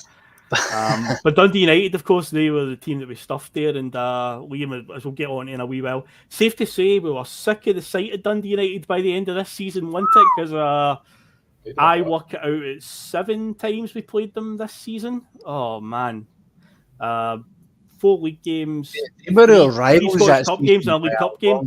7. Jesus, they were real rivals that season by a fucking mile. They were, by the way. But yeah, and also Joe Ingeberget got a goal on his debut in that game as well. So he was only on a half-season loan. It was a really curious one. And again, kind of gets the red flags waving when you're seeing deals like that. But see, with hindsight being a wonderful thing, you look and go, man, Ronny really didn't get any finances. So see, we were leaving for the reasons he did. You're like, we were definitely going in that direction. But things did hit a wee bit of a rocky patch not long after that because we actually up to Inverness and lost. Owen O'Connell scored an own goal. We drew with Dundee at Dens Park. We even had a draw with Motherwell at Celtic Park, not too far behind. And amazingly, Hamilton Academical came to Celtic Park and beat us 1-0. So after 8 games, Celtic's record read 4 wins, 2 draws and 2 losses. Things got particularly ugly after a 2-1 win over Aberdeen, where there was an incident involving Shay Logan and Alexander Tonev. As the SFA put it when it went to the panel, on the basis of probability was the reasoning behind it.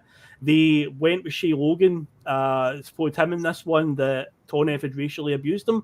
There was no footage of it. No other players on the park heard it.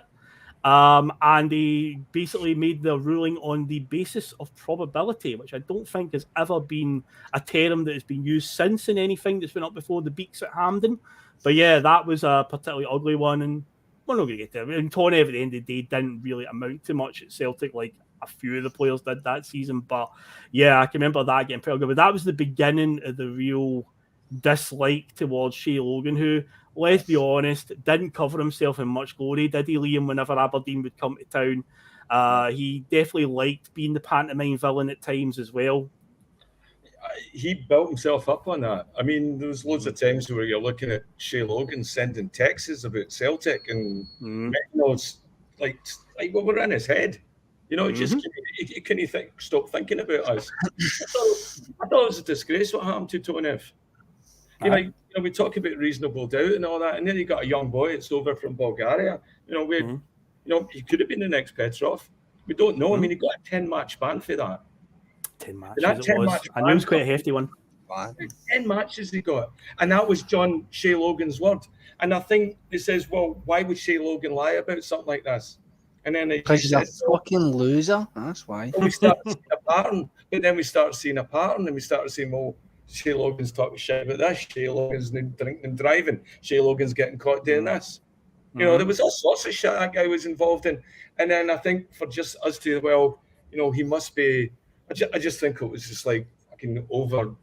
I don't know, a reaction. And I was surprised that our team didn't do anything to to help him or defend him. I mean, that's an asset that we have, that we paid money for, and just, well, okay, we'll sit out your 10 games, and that must rack with somebody's mindset and confidence and all that as well. People think I'm a racist, and they say anything, and it's like that could just set out everything with your teammates, everything. You just could have ruined that boy's career. It's just like a John Kennedy tackle or something, I'd forgot it was a 10-match ban. I knew it was quite a meaty one, but that was 10 matches. But yeah, basis of probability. 10 matches, that is a hefty sentence. I remember the whole thing about him being like, there was talk he could be the next Petrov, because he never really went on to, you don't see his name like after he went back down to Aston Villa. Never really amounted to anything. So again, it could be that following him around forevermore now, and it's really sad. But as I say, it's it's a bit of a minefield. But as I say, Shea Logan doesn't cover himself in glory. Particularly, I remember one at the end of the 2018 season, the double treble season, where we lost to Aberdeen on the last day, which conveniently helped them to finish second ahead of Rangers. Interesting, that one. But I can remember Logan really hamming up his celebrations, and Lustig came over to him and says, he came to the Jockstein end where I sit and was giving all that, get up using all that, right, to the Celtic fans. And Lustig first came over and told him, look, man, stop it. And he punched Lustig or shoved him in the face. And then Dedrick Boyata ran over and got right in his grill and was basically going to batter him. And then again, he was hitting out with, I was racially abused at Celtic Park. And it's like, again, by Dedrick Boyata. I was going to say, Dedrick Boyata is the one that was going to batter you. I can't get on side with that one, Shea Logan. I'm sorry. But anyway, we'll get on for him. Because somehow I don't think he would have been his mouthy to a Bobo Balde. No, definitely not. No, definitely not. But enough for him, because Aberdeen, though, were a bit of a thorn in the side. But after a wee bit of rocky start, and I say after that whole ugliness, the game that I think really settled us down and got us into a rhythm and we started pulling away at the top was against Aberdeen again in the sort of the second round of fixtures. Went up to Pittodrie late on in the game, about 10 minutes to go. Scott Brown gets sent off, and Niall McGinn took a bit of a dubious dive and got him a second yellow. He's off, so it's one each. We're down to 10 men. We're a bit up against it. But in the last minute in stoppage time, Virgil van Dijk, as cool as you like, just casually volleys it in at the back post. The corner just comes in and drops right there for him, and he just volleys it in at the back post. I remember the celebrations running by the Aberdeen fans, just sit down. And Michael Lustig, he's loving it as well, running alongside him, just getting it up them. But that just Van Dijk, he's always such a sort of cool demeanour. And again, he's just sit down, just telling them. And I remember thoroughly enjoying that one. See, there was a lot of bad blood in the air with Aberdeen at that point after what happened in the last fixture. So, yeah, to get a wee last-minute win, there's nothing like it, Connor. Even if it's against Hamilton, Motherwell, Aberdeen, Rangers, doesn't matter. You just love a last-minute winner, don't you, Connor? I mean, look, some of my favourite wins, and it's not because the game was good, obviously, because if a game's good, you should not be scoring the last-minute winner against a team if you're Celtic. But some of my favourite games of the past 10 years as a Celtic fan, not saying 10 years, but over the past 10 years, have been games where we've scored in the last minute. So, for instance, that game against Ross County last season will go down in my memory as one of the best, most jubilant games I've watched in my entire life, just because of how it felt to see a player like Anthony Ralston, who, let's be honest, I'm not saying everyone, but let's be honest, everyone in the Celtic sport was given absolute pelters to before start of the season, scoring that 97-minute win against Ross County up at Dingwall when it was such a crucial point in the season, and just going absolutely fucking crazy. It was brilliant. And just big Virgil, man. Virgil's different class. It's just controversially, Liverpool is my Premier League team. It's all right. I like Arsenal, so don't worry about it, mate. You will not be judged here. I will make sure you're not judged. Oh, trust me, some people would judge me for that. To begin with. I know. I've been subjected as well. I just I just like their kits and I like the results. Steven Gerrard's a prick, fair enough. But last minute winners, just they do something to you. It kind of, it's I don't know why, but like, see tomorrow, I don't know why, but I've got it in me. Like, if we scored a last minute winner against that mob tomorrow, as opposed to like a 7-0 thumping, I'd probably enjoy it more, and I don't know why. I think it's because like it's on like a knife edge, and it is just it's so tight, and your emotions are up and down, your heart's going crazy, and me being an asthmatic, that's not a good thing. So, Oh no, definitely not. Be careful, please. Don't worry, inhaler is on standby. It's fine, but it's just kind of that feeling and that kind of pressure and the way like it builds up inside you. It's just bursting to come out in you, and then it goes in at the last minute at the kick of the ball, and you go absolutely fucking tonto, and it's brilliant. It's The one one of the Brown best Warriors mentioned theirs from the season before. I remember it well when we beat Aberdeen 4-3. We're 3-1 down, and then Samaras scored in the last minute to win 4-3. So I was gutted that Samaras left at the start of this season. I liked Big Georges, so but yeah, that was from the season before that one. But that's a good one, Brown. So we're 3-1 down in that game as well to come back and win at 4-3.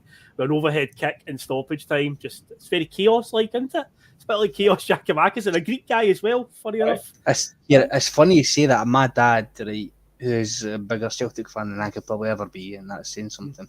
But my dad absolutely hated Georges Samaras as a player. Oh, right, okay. I can understand. He was very frustrating for many. He was lazy, and he hated him. He was fucking not good enough for Celtic. And the same thing happened with Giorgos Giacomakis last season. So it's even up until became the joint top goal scorer, you say, "Oh, he's no Celtic quality, he's no good enough." And I'm starting to think that my mum maybe took a wee trip to Greece when I was a young boy at some point, and he's got a thing against the Greeks. I have no idea why, but no, like I've got a bet on me. I'm like, you owe me 50 quid if Giorgos Giacomakis is the top scorer of the season. He's probably going to get the 50 quid because it looks like Kyogo's on his way to become top scorer, but we never know because Kyogo Still a long way to go. Still a long way last to go. season. Aye. But yeah, so we'll talk about Van Dijk. We'll be getting on to Van Dijk and his defensive partner later on, Jason Denayer, because I've got a lot to say about that partnership. Phenomenal. But in terms of the rest of the season, after that Aberdeen game up at Pittodrie, that's the result that kind of settled us down and we began to get in a rhythm. I think that was the first time we saw the Ronny roar as well. We went over to the fans at the corner at Pittodrie. That was the first time we saw it. But yeah, we would go on a pretty good run after that. We would only lose 2 more games of the season. We'd lose 2-1 up at Tannadice in December. And sensationally, St Johnstone came to Celtic Park in March and beat us. Swanson scored an absolute worldie a goal. We had some draws with Ross County, St Johnstone and Inverness, but they did very little to derail us for the rest of the season. Celtic did, of course, have a very mad spell of fixtures in March of 2015 as they would play Dundee United 4 times in 2 weeks, running from the 8th of March to the 21st of March. We played them in the Scottish Cup twice because it went to a replay. We had a League Cup final against them and a league fixture against them. As I said earlier on, safe to say we were sick of the sight of them, Liam. But in the end, Celtic went on to claim the title pretty comfortably ahead of Aberdeen. They finished on 92 points, while Aberdeen only finished on 75. So yeah, it was a quite comfortable league title. However, we've got to talk about this because this season is notorious for it, and as I've put as the banner here, technicality Tims.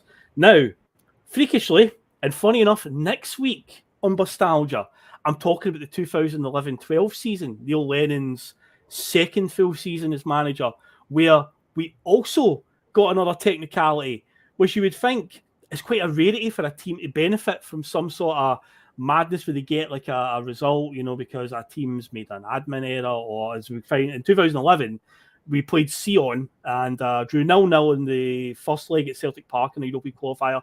And in the second leg, they fielded a load of ineligible players where they were told in advance by UEFA, where they said, do not play these guys. You signed them under a transfer embargo. They're not legally registered. And the chairman of Sion was a bit of a madman and just said, fuck you, UEFA. We're going to play them anyway. So we ended up benefiting from that because they got thrown out of the competition and we got put in their place in the group stages. But, a team to get that sort of benefit once is a rarity. But amazingly, we're here in 2014 now, just a few years later, and we got another technicality again because our European campaign that season, we started off by beating Reykjavik pretty comfortable over 2 legs. We beat them in Iceland 1-0 and then beat them 4-0 at Murrayfield, 5-0 victory on the over the aggregate score. And then we got drawn against Legia Warsaw bit more formidable opposition than Reykjavik, where we go out there for the first leg in Poland. Callum McGregor scores after just a few minutes to put us 1-0 up. So we're off to a flyer, but we completely collapse. End up losing 4-1. We've got it all to do in the second leg. We come back to Murrayfield to play, not Celtic Park, and they pretty comfortably dispose of us 2-0, no problem at all. So you're like, oh, fuck, man, right. That's Champions League over. We've got to prepare now for a Europa League playoff round. And of course, there was no Conference League at that point. So you lose that Europa League playoff. You've got no European football. So it's like, oh, it's hanging by a thread now. And then I believe it was maybe a day later or a couple of days later. And again, I thought it was a joke because what had happened just a few years before, I thought this has got to be a wind-up. Because obviously we're in the Twitter day and age now where it's so easy to put fake news out there. And it was like Sky Sports News had reported it that Legia Warsaw were being investigated for fielding an ineligible player. And you're like, no, surely not. Turns out it was true. And hilariously, he was only on the park for about a minute, I do believe. There'd been a suspension on the player from the season before that basically Legia Warsaw had either forgot or hadn't registered properly. And he came on as a last-minute substitute in stoppage time as the game was running down. And, as a result of that, Celtic were given a 3-0 victory. And because Callum McGregor had scored that goal out in Poland, it made the aggregate score 4 each. And we would then win on away goals. We would be going through on away goals in that one. So it was a guy named Bartosz Berezinski, forever written into Celtic folklore, even though the name's very hard to say. Liam, what do you think of that? Would you think it was a bit ridiculous? I can understand the Sion one where it was like, these players are illegally registered, don't play them. No, we're going to play them anyway. This one seemed, I mean, I wasn't totally complaining, although with hindsight, knowing what comes next. But at the time I did think, this is a bit ridiculous to be fair, but we'll take it. Well, you know how much stuff we pin on the Champions League and qualifying and that. Could you imagine if that happened to us? That a player came on, like we'd already won this. We've in the last minute we put somebody on and that cost us our place. We'd be going absolutely crazy. And I think it is unfair. It is unfair. You know, the Sion one, that's a huge impact. You're signing players you're not supposed to. If this is something that got lost in the paperwork and it's the administration, that's a heavy, heavy punishment for administrative error, especially when you look at, did it change the outcome of the game? Absolutely not. So I think it was fair, but it was funny though. Legia fans got mad at us for that, didn't they? I know they blamed us. I know. There's a bit of spite there. I wonder if when we go to play Shakhtar Donetsk in Legia Warsaw Stadium, if they'll be supporting Shakhtar against us. Apparently Shakhtar have sold it. They've got a full house for it, so there will be some locals that will go and watch them as well. I think they'll get it. I don't think there wasn't any trouble with Big Arthur's testimonial, so I mean, I guess that's a different kind of event, but you know what I mean? But like, I don't think there was any kind of bad blood there, so I think we'll be okay. Interestingly enough, Artur Boruc was one of the voices at the time that was very much like "Let football win" was the slogan, with the 6-1 is greater than 4-4 banner, and he was one of the very vocal voices out there saying that and the thing is, Celtic were just being told they didn't do anything wrong. They were just told this is what's happening, so they were told they were into the next round. Celtic were just like, okay, but it seemed like voices from all around the footballing world, particularly obviously from Legia Warsaw, they were like, this is fucking outrageous, and Celtic should, give their place back to Legia Warsaw. Look, UEFA told us what to do, and we did it, but it didn't quite go according to plan because Celtic travelled to Slovenia for the next round, the Champions League playoff. But now we're at a point where we're guaranteed some kind of European football after Christmas. If we lose this game, we're obviously going into the Europa League group stages, but obviously that's not what we want. We want to be in the Champions League, but we're drawing against Maribor from Slovenia, and we get a very decent 1-1 draw in Slovenia. So you're like, well, we're coming back now, and it's going to be at Celtic Park this time because it's ready to go. The Commonwealth Games are over. The stadium's open again for business, and you're like, right, 1-1 draw. Away goals are still a thing at this point. And funny enough, it was Callum McGregor that scored again. He scored against Reykjavik away. He scored against Legia Warsaw away. He scored against Maribor away. And this is him just coming into the first team. He absolutely hit the ground running. But yeah, we're coming back there, and you're like, right, Maribor for Slovenia.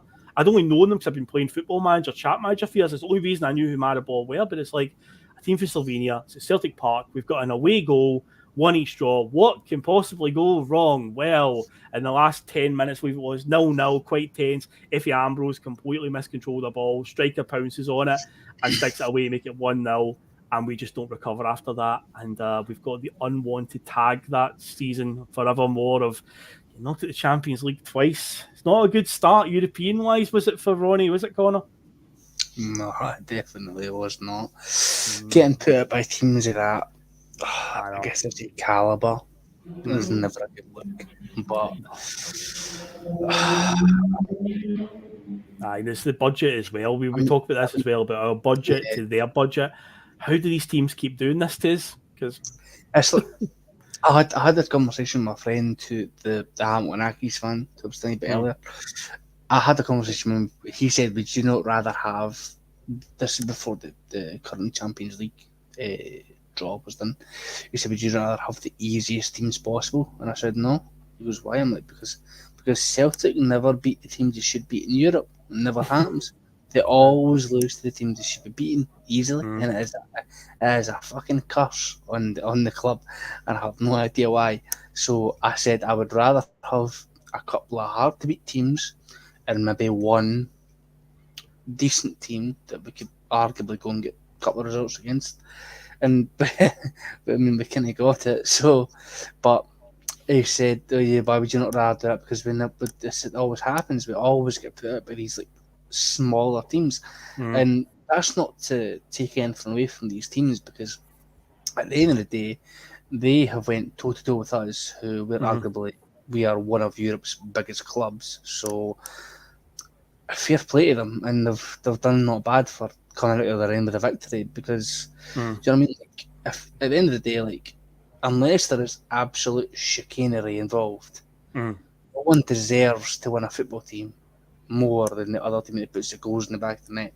Aye, that's I mean, you know, if we can grumble about like offsides and UEFA and all that shit all we want, like at the end of the day, if you're not good enough on the day to beat these teams who don't have as big players or as big a budget or whatever as you, then you don't deserve to win. No, true. Very, very true, mate.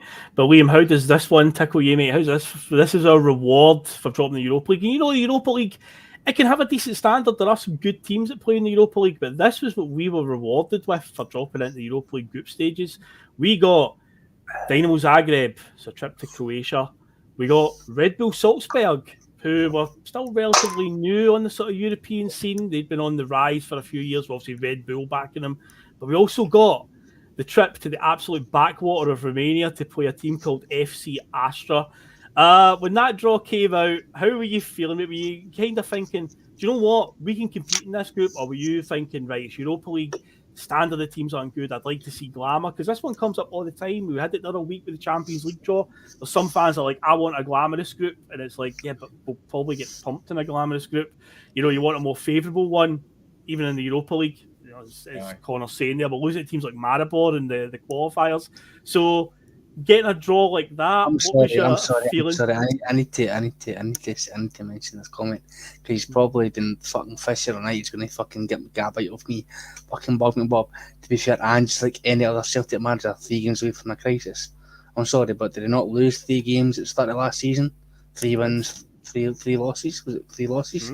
First 3 league games, aye. Wasn't it a crisis last season, though, was it? No, just who won the league? Who won the League Cup? That's it. Yeah, they absolutely shot out a fucking European final and came up with the measly Scottish Cup at the end of it. Aye. Well, we'll see what tomorrow brings, man. But don't worry. Bob McBob's taking on the whole chat as he usually does every night. So just leave him with the flame shield up. Put that in your fucking flute and smoke it. Oh man, Connor's taking no prisoners tonight, man. He's writing about it. You got. And I'm on the fucking red stripe, boys. Is that right? Oh, red stripe, mate. It's bringing it that side of you. But yeah, Liam, I was just gonna say, mate, like Zagreb, Salzburg, and Astra. Yeah, I wasn't exactly enthused. I was hoping for at least one team in that draw where I'd be like, okay, that's quite a juicy tie, but it's like, oh no, I don't like the ties. I don't like them because against like Maribor, stuff like that. As Connor said earlier, it's the teams you never hear of. You know, if I don't know what this beautiful team looks like, I don't rate them. You know. You know, and I can't think I've ever seen them in a Sabuto game, you know. And That's a beautiful reference to 2022, mate. Class. I'd never heard the Ferencváros till they put us out, so. I'd heard of them. I'd been in Budapest, I'd been in Hungary before and that, and I knew of them, but you know, some of these, and then when even Red Bull Salzburg and all that, didn't know a lot about them. You know, I just knew they were the Red Bull franchise now, right? And that they had money, and I think, yeah, those games were horrible games to watch. You know? Oh, they were. I mean, it was so bad that the top half of the stadium was closed off, and I don't mean the bit up at the top of the Lisbon Lions end, which a lot of people obviously draw reference to for that 2 years that Ronny was in charge. I mean the whole top half of the stadium, because I got the free ticket package for this one, and we were moved to a different seat. Even though I sit in the lower tier, but I bought my tickets like I'd missed like a deadline or something, and I had to move to a different seat or something like that, and we were sitting in the south stand, and it just looked bad when you see like going back and watching the highlights of this game. It's interesting that the cameras very, very carefully try not to show the top tier at any point. But it was weird being at Celtic Park where you could literally say it was half full. It was only the bottom half of the stadium that had people in it. And don't get me wrong, every seat was taken, but it was really alarming that they had to basically just close the top tier. And if you sat up there, you had to be moved down to the bottom tier because, the demand for tickets for that group was not good. But the strange thing is, we did really well in this group because after 4 games, we'd actually qualified for the second round. We had 8 points. We started off with quite a credible 2-2 draw in Salzburg. Craig Gordon was pulling some wonder saves that night. They had a Spanish striker called Soriano that was quite a hot prospect, and he scored one of the goals tonight, but there's a free kick in particular the boy hits, and Craig Gordon gets a fingertip save to it. But this game's also remembered for Mubarak Lakasso scoring his debut, an absolute stunning goal, the outside of the left foot, a pure pile driver, like just zips into the far corner. He just lets it come across his body, hits with the outside of the left foot, and boom, right into the far corner. But Scott Brown scored the second one on the night. It's also the same night, for the independence referendum was voted on. It was 18th of September 2014, so that's why that game all sticks in my head. But then the next 2 games we played, Dynamo Zagreb beat them 1-0 at Celtic Park. Chris Commons scores after 5 minutes in this game, and it ends 1-0. We'll go on and just see the game out. Not exactly a thriller. And then we played the unknown quantity from Romania, Astra, and I remember this game was a slog to sit through. Obviously, it's a team from a sort of lowly team from Romania, even though I heard of them. And we made real hard work of this one. It was 2 goals in the second half from Stefan Johansen, but Astra got a goal back not long after we went 2-0 up, so it was a really dodgy finish. It was like, oh god, they're gonna get back into this here, but we saw it out. And then we had a really interesting game where we went out to Astra for the double header in the middle of the group, and you'd be lucky if you even saw any of this game because it was just a blanket of fog all over the park. If you look up any of the pictures for this fixture, it's just a thick layer of fog. But take my word for it, we drew 1 each on the night. Lee Griffiths gave us the lead, and then they equalised quite late on. But after 4 games, we're on 8 points, and we're officially through. So even losing to Salzburg in fixture 5, where they came to Celtic Park, and they made us look pretty ordinary that night. Funny enough, when we played them a few years ago in the Europa League, they also had a really comfortable night at Celtic Park. And Zagreb beat us 4-3 in the final game of the group, but it was enough to get us through to the second round. But of course, the game that is remembered, though, suddenly the fans did come out for the second round game because, without a shadow of a doubt, I'm very confident saying this, because obviously Europa League and Champions League all gets played in the same week. I don't think there was a bigger fixture in European football in February of 2015 when Inter Milan came to Celtic Park for that second round game. And this was box office. This had, you had all the memories of 1967. The Lisbon Lions were there, Bertie and so forth, were all brought out for the game. The Italian players that played for Inter in that game as well. The European Cup was on display. It was all that pageantry and stuff like that. But it was, to say the least, it was a memorable game. But we couldn't have got off, Liam, to a worst possible start where Xherdan Shaqiri, who's had one of the strangest careers in world football, he opened the scoring quite early on where Craig Gordon parried a shot right back to him and he just stuck it away in silent Celtic Park. But we were 2-0 down inside 13 minutes. It was looking quite bleak, wasn't it, early on? Aye, it was definitely looking bleak. But Shaqiri, he's one of the players I always wanted Celtic to sign. We were at this rate, they probably could get him with the way his careers went. They probably could. Well, I mean, did he not go for Inter Milan to Stoke or something like that. Bayern Munich to Right. Inter to Stoke, And then Liverpool. and now he's And playing in the then- MLS. He's in the MLS now. He went to Leon, and then I think he's in the MLS now. He was at Chicago Fire. Was the last time I saw his Okay, name. He was a cracking wee player, and he bullied us. Wow. He just every time he was on the ball, I was thinking, "Oh no, it's just."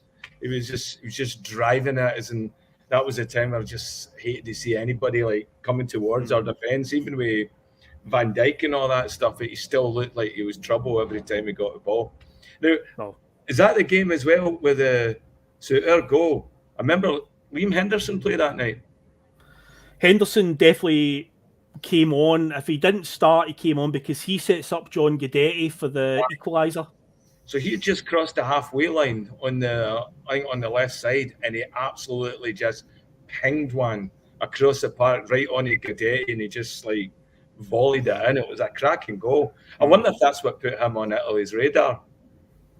You know, Aye, at that think point, about it, it was and I thought he had a really good game.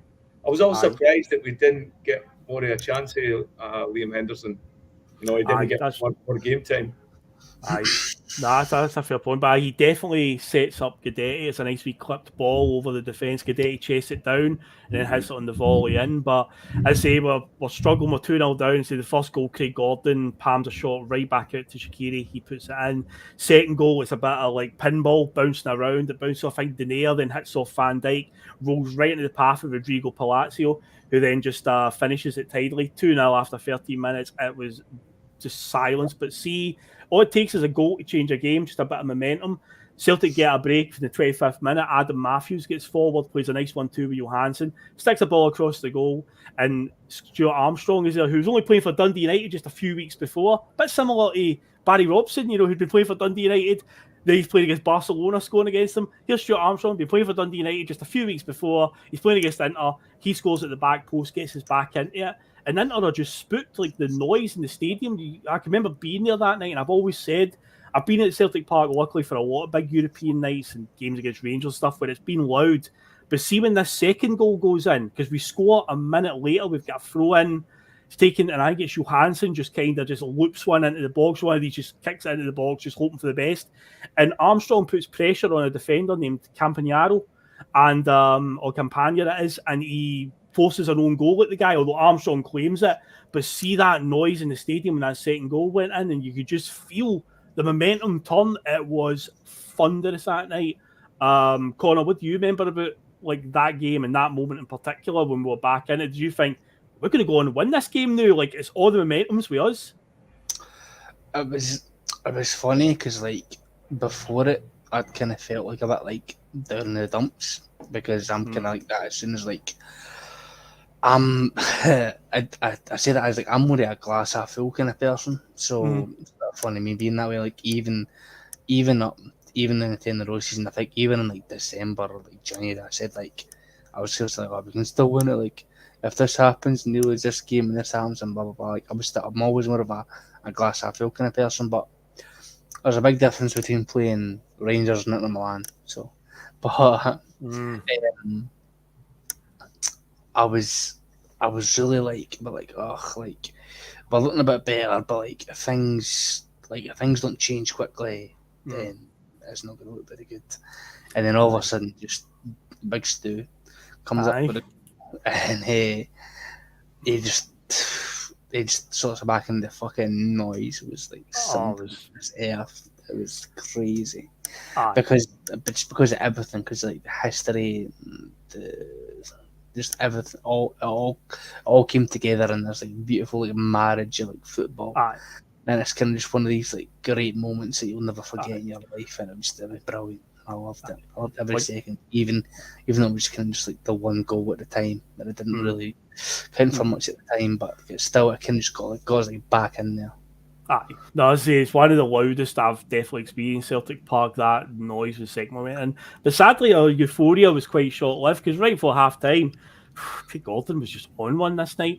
It's a long ball forward, bouncing just into the box. He comes out to basically collect it, and mostly he's not under any pressure. A goalkeeper would just run out and just, catch it, pull it in close to his body, and that would be it. But for some reason, he goes and dives at it, completely misjudges the flight of the ball, and it bounces right into the path of Rodrigo Palacio, who again just has an easy tap in, just slots into the net. 3-2 down going in at half time after all the good work of getting us back into the game. We've ended up, throwing away in the 3-2 up now, 3 away goals obviously as well. It's looking quite a task now. But yeah, late in the game, we're plodding away them. Look, we managed to stop them from scoring any more in the second half. But yeah, in stoppage time, you pointed there, Liam, Henderson just knocks a nice wee clipped ball over the top. It's a fantastic pass.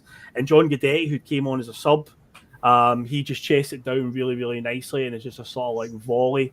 It just floats in at the back post as well. Like, even though he's volleyed it, there isn't really like a lot of like venom behind it. It's not a really like hard volley hit it, but it just floats in at the back post. And again, the roof comes off the place. But a thoroughly entertaining game, especially what we went through in the group stages. It was quite a turgid watch for these 6 games.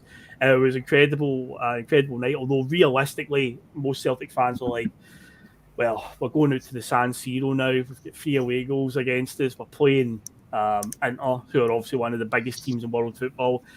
Celtic don't usually travel very well in Europe, so the chances, most Celtic fans are quite realistic about it. But strangely enough, we had a good go at them out in the San Siro, and we were playing really well until Virgil van Dijk got sent off, because there was one player in particular was terrorising them that night.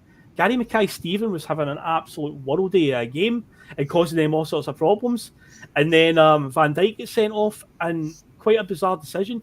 Gary Mackay-Steven was hooked off to make, to rejig the team. And it's one of those times where I was like, well, I know he's got to obviously patch up the defence and somebody has to get sacrificed, but it just seems such a mad decision to take him off, because he was looking like our best outlet that night.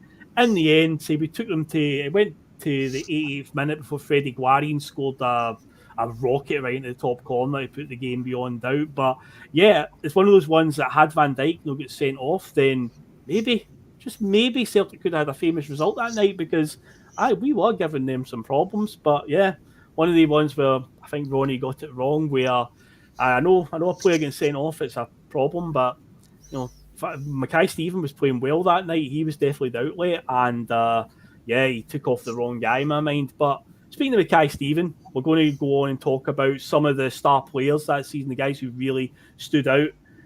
Now, earlier on, I had mentioned that Ronny obviously was a Stromgod set manager, and a player that he'd worked with before was Stefan Johansen, who went on to win the Player of the Year award that year, and justifiably so. He made 56 appearances and scored 13 times in all competitions that season.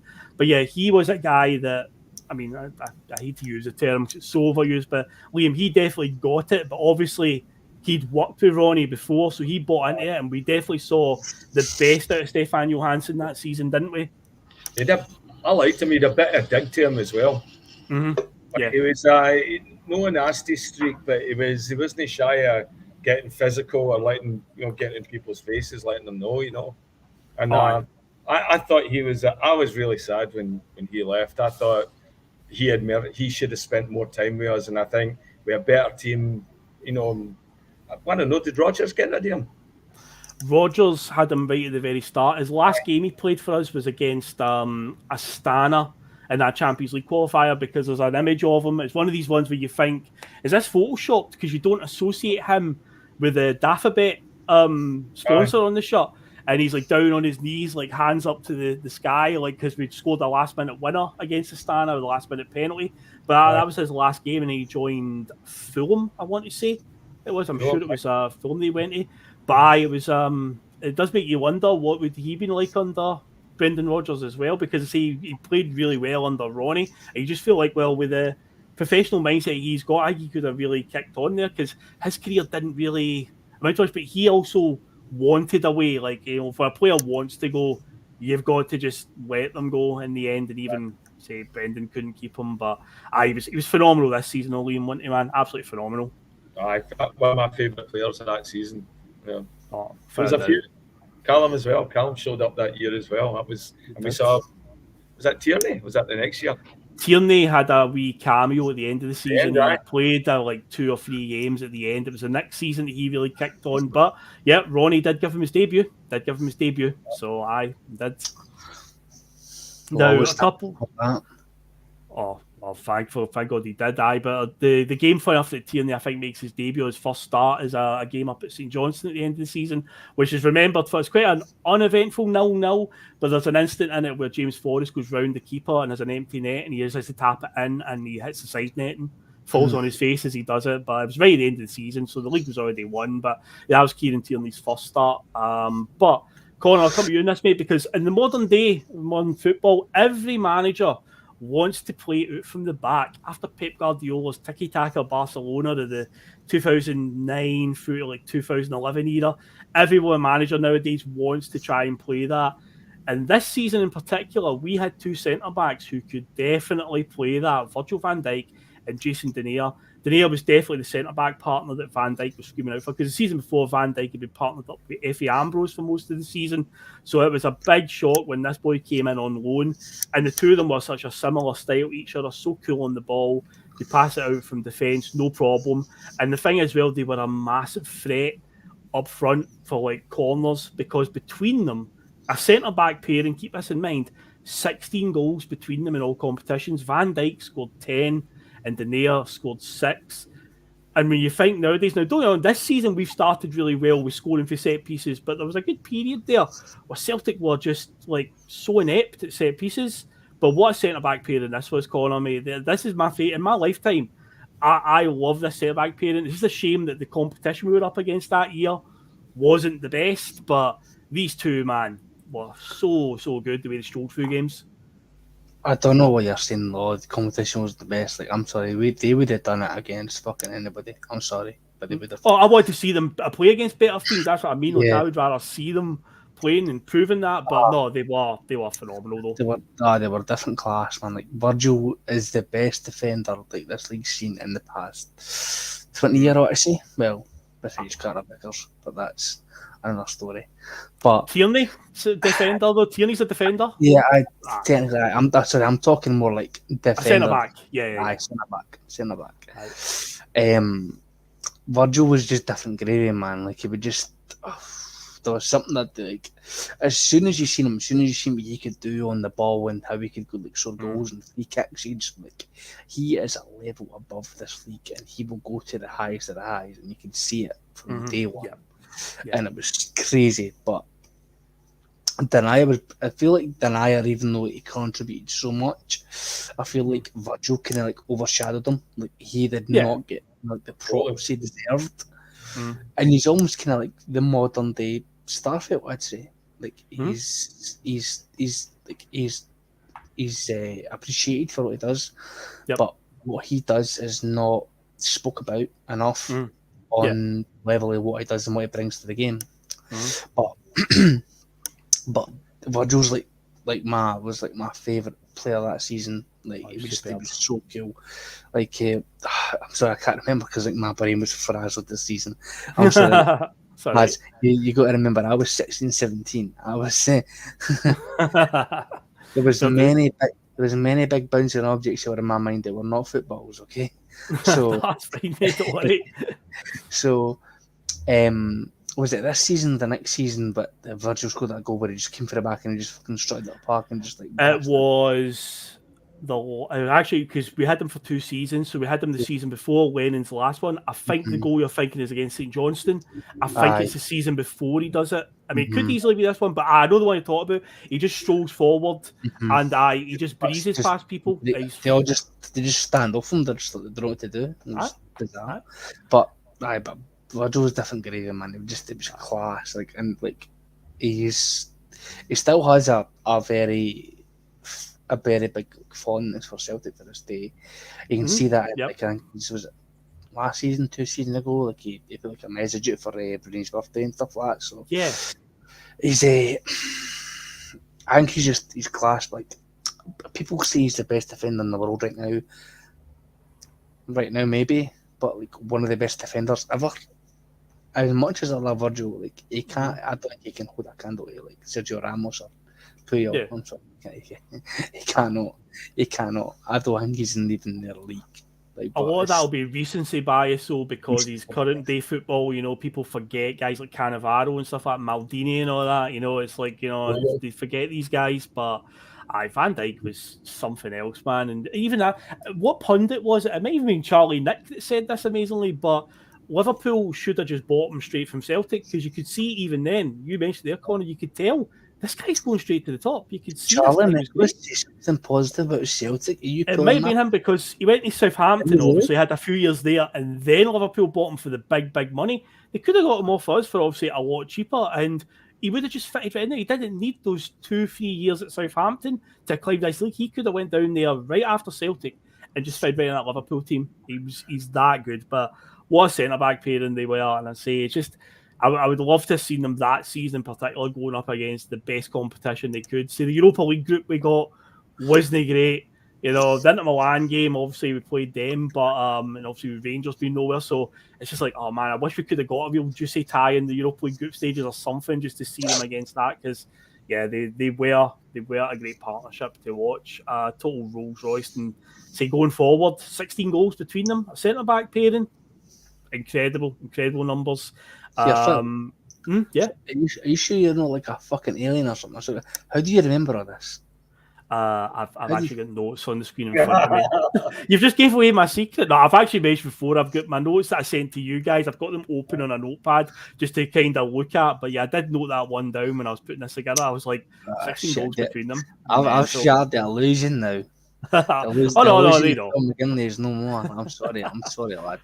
No, that's all right. So there's a few things that do come to me as I'm going along that I just feel like, I came back to it. But yeah, that one I had to write down. I can't remember half a fucking breakfast this morning. You remember on this? I'm like, holy shit.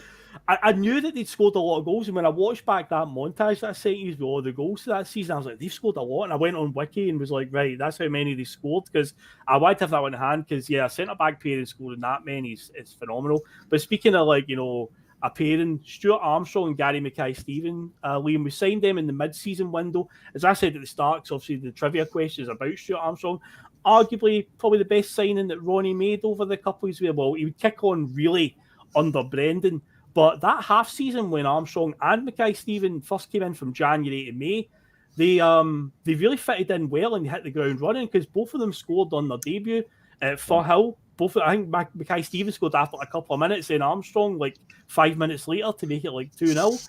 But I remember at the time, I don't know if you two guys were the same with this one, right? But I was so happy to get Mackay-Steven. I didn't even pay attention to Stuart Armstrong, and it was a Dundee United fan that I knew had said to me, by the way, Armstrong is the one that you want. And I was like, I'd never really paid much attention, but all I saw was this wee winger, all the skills, exactly what you think of it with Celtic. He's fast, he gets you off your seat, all the wee step overs he does, he can score a goal as well. So I was like, oh, I'm so happy to get Gary Mackay-Steven. And this guy's like, no, I'm telling you, Stuart Armstrong's the guy that you want. He's the one. I'm really annoyed that you're getting him more than Mackay-Steven. And in the end, over time, that was proven to be right. But yeah, mate, that was quite a double act to come in, wasn't it, Liam?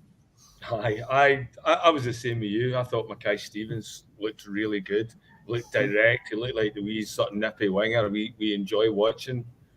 Armstrong, I think, scored in his first game, but it took a wee while to settle into the team, and then you could start seeing the flashes of how he can drive and how he creates space and all that around him. And and I thought he was a good addition to the team. Never wanted to do two of them the way I do a lot of the other Celtic players, and that they were always, there was just something about them that Armstrong, he never seen him as a Celtic guy, never seen him as a deep, and I think we're proving right with that as well. I mean, he's sort of jumped. We weren't really part of his big plans. It was it was a nice experience for him, but it wasn't bucket list stuff for him, Definitely. I don't think it was either by Gary Mackay-Stevens. And I think the crowd sort of knew that as well, but they never really shook it up with Celtic. Armstrong did well. I think that was the fans. Well, we had a good song for him. We did better with him than he did for us. So yeah. But I think those were good signings as well. Did Ronnie sign Boyata as well that season? Boyata came in the next season. After we sold Van Dijk, Boyata came in because Denayer didn't come up for a second year. I think we'd made a move, but yeah, we ended up Boyata came in. Our centre back pairings the next season were Boyata, Mulgrew was there, Ambrose, Tyler Blackett. It wasn't good, basically. It wasn't good compared to Denayer and Van Dijk together. But yeah, the next season, but there was a lot of downgrading. When we do get to the 2015-16 season, there's a stark contrast in the ethos of the team and also the signings that were coming in. But yeah, that was what was ahead for us in the next season with like Blackett and stuff like that. I mean, well, I think we signed Joseph Siminovic as well that next season, but he was injury prone as hell in that first season. Under Brendan, he seemed to get it together, but yeah, he was very, that centre backs were just couldn't match up the next season. But yeah, another player as well that obviously took his opportunity was Leigh Griffiths. This was gearing him up for his 40 goal season. He scored 20 this season, scoring 20 in 41 games that he made. Of course, we'll get on to in a few minutes the reason why Leigh Griffiths cemented his place in the first team, because there was another striker. But I say we'll get to him. And of course, another thing, and I've seen Russell mention it in the comments, one of the remits that Ronny definitely had when he came in was about bleeding in young players, really nurturing them. And of course, the two ones that he definitely struck gold with that season were Callum McGregor, who, after that initial intense start, came in scoring goals for fun at the start of the season. He kind of petered out a wee bit, and again, he's another one that came into his own under Brendan, but of course, he got his start under Ronny. He took a chance on him, and of course, Kieran Tierney does get his debut near the tail end of the season, and of course, we all know what happened to Kieran Tierney and what he went on to achieve. But there's one major player from that season that I missed out, and as I just alluded to there, it's the reason why that Leigh Griffiths suddenly got his break really in the team, and is this one, the Guidetti saga, because it is a bit of a saga, this one, because John Guidetti came in on deadline day in 2014, and it was quite a coup for Celtic to get him, because he'd had like a really successful spell at Feyenoord a couple of years before. He scored 20 goals in 23 games. He was quite highly sought after. I believe the Sweden under-21 team had won like the under-21 Euros, because that's where his can't see you celebration came from, where a French player did that to him in his face when they scored. And so when Sweden won the game, he ran up to him after the game and did that. So whenever Guidetti would score a goal, he would do that celebration. That's where it came from. But yeah, he was very high soft. I come from Man City's academy. He's a name that I certainly knew. And I say from the Feyenoord thing, he scored like 20 times in 23 games. So he had a good record. But he came up here on deadline day, and he kind of hit the ground running, because at one point in time, he had 9 goals after 9 appearances in the team. And by the halfway point of the season, overall, he'd scored 6 league goals, 4 in the League Cup and 1 in the Scottish Cup. A hat-trick against Partick Thistle and a 6-0 victory was probably the real highlight.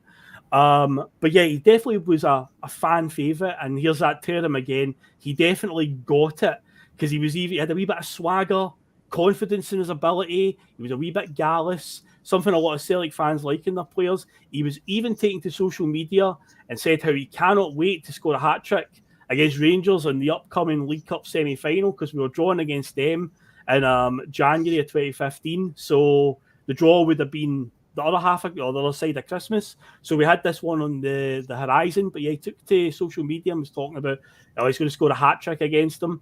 Didn't quite pan out that way. Now, correct me if I'm wrong, and I'll come to you, Liam, because you might remember this one, right?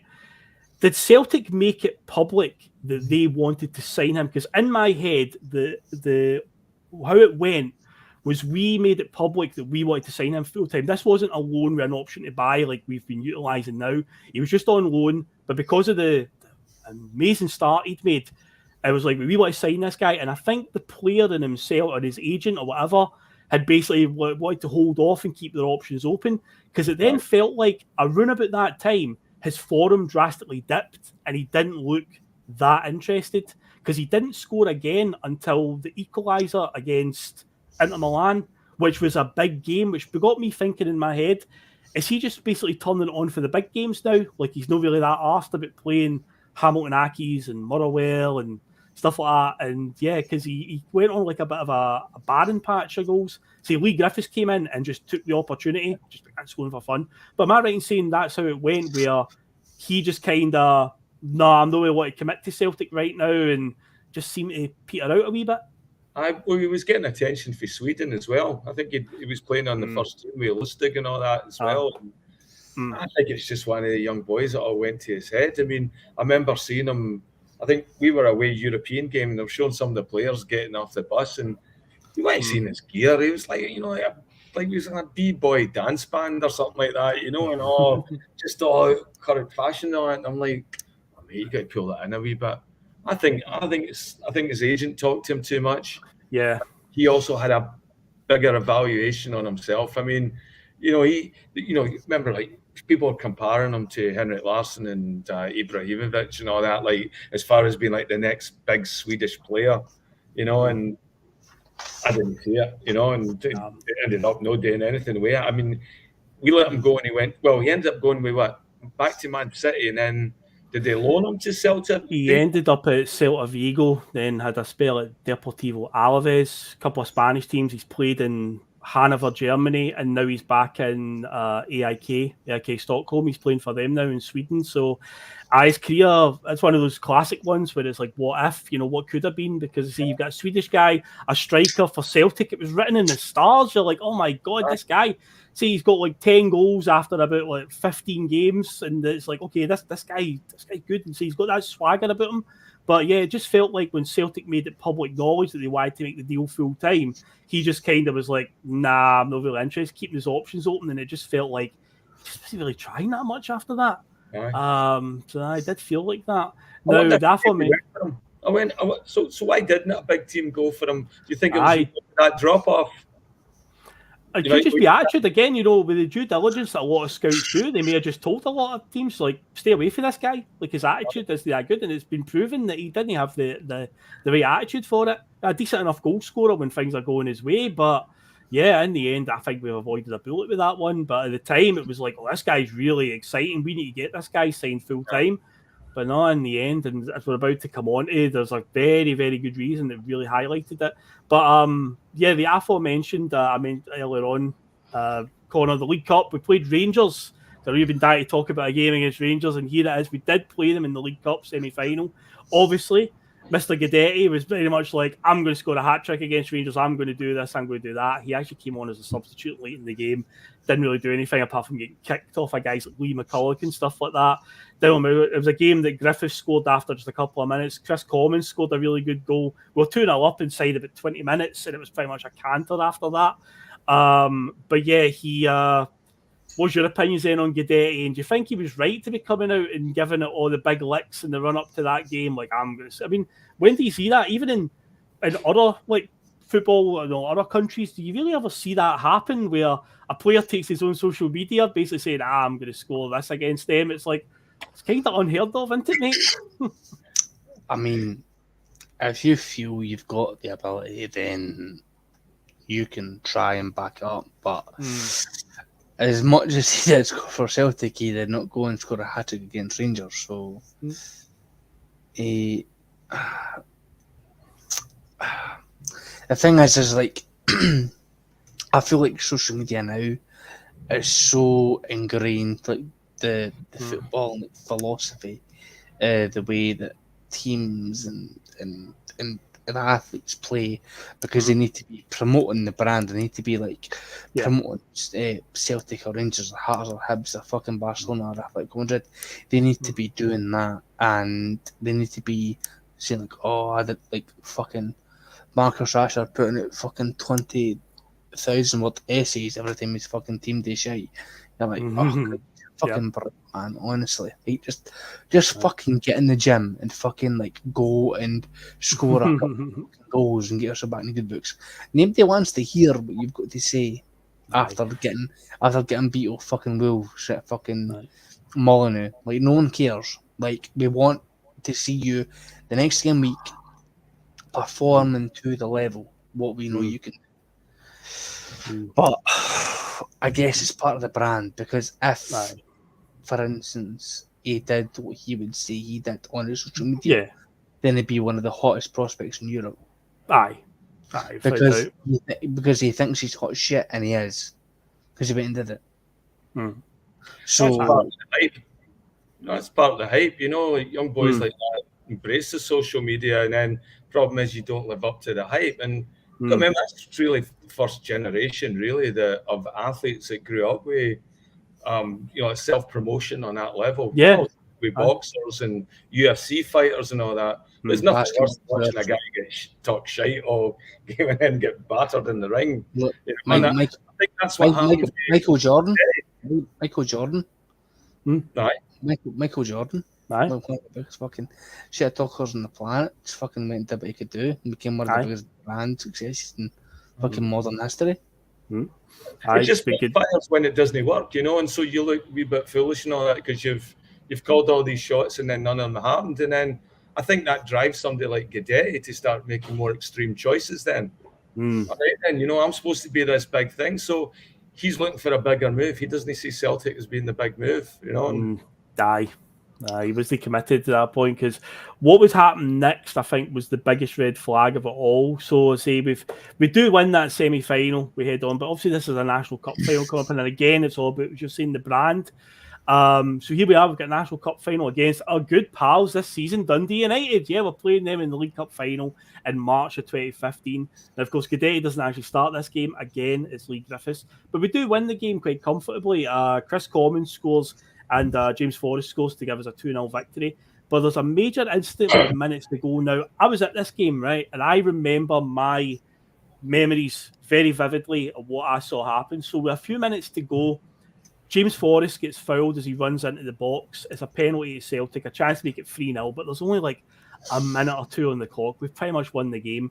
Now, James Forrest picks up the ball because he's won the penalty and wants to go and take it. John Guidetti runs over, is like, give me the ball.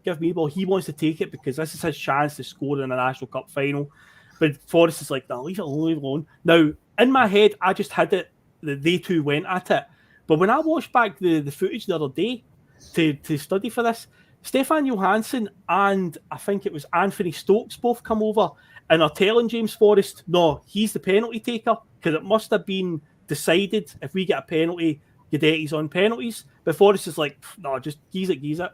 Now, at this point, I think Scott Brown, being the captain, should have stepped in, or Ronnie should have got an instruction over from the sideline because it's not a good look because James Forrest ends up missing the penalty, right? And if you watch when the ball, the keeper saves it and it gets cleared out for a corner or a throw in, and you see Guidetti in the middle, he's furious, right? He just turns his back and he's fucking raging, right? And at full time, I'll say, whistle goes. Guidetti goes right up the tunnel and gets himself a Sweden flag, drapes him in that, right? Comes back out, they get the trophy, right? And then they're doing the lap of honour. And I can remember being in the stadium at the time. The players are going round, the way Hampden curves are going round to sort of like northeast. I remember looking over at the centre circle.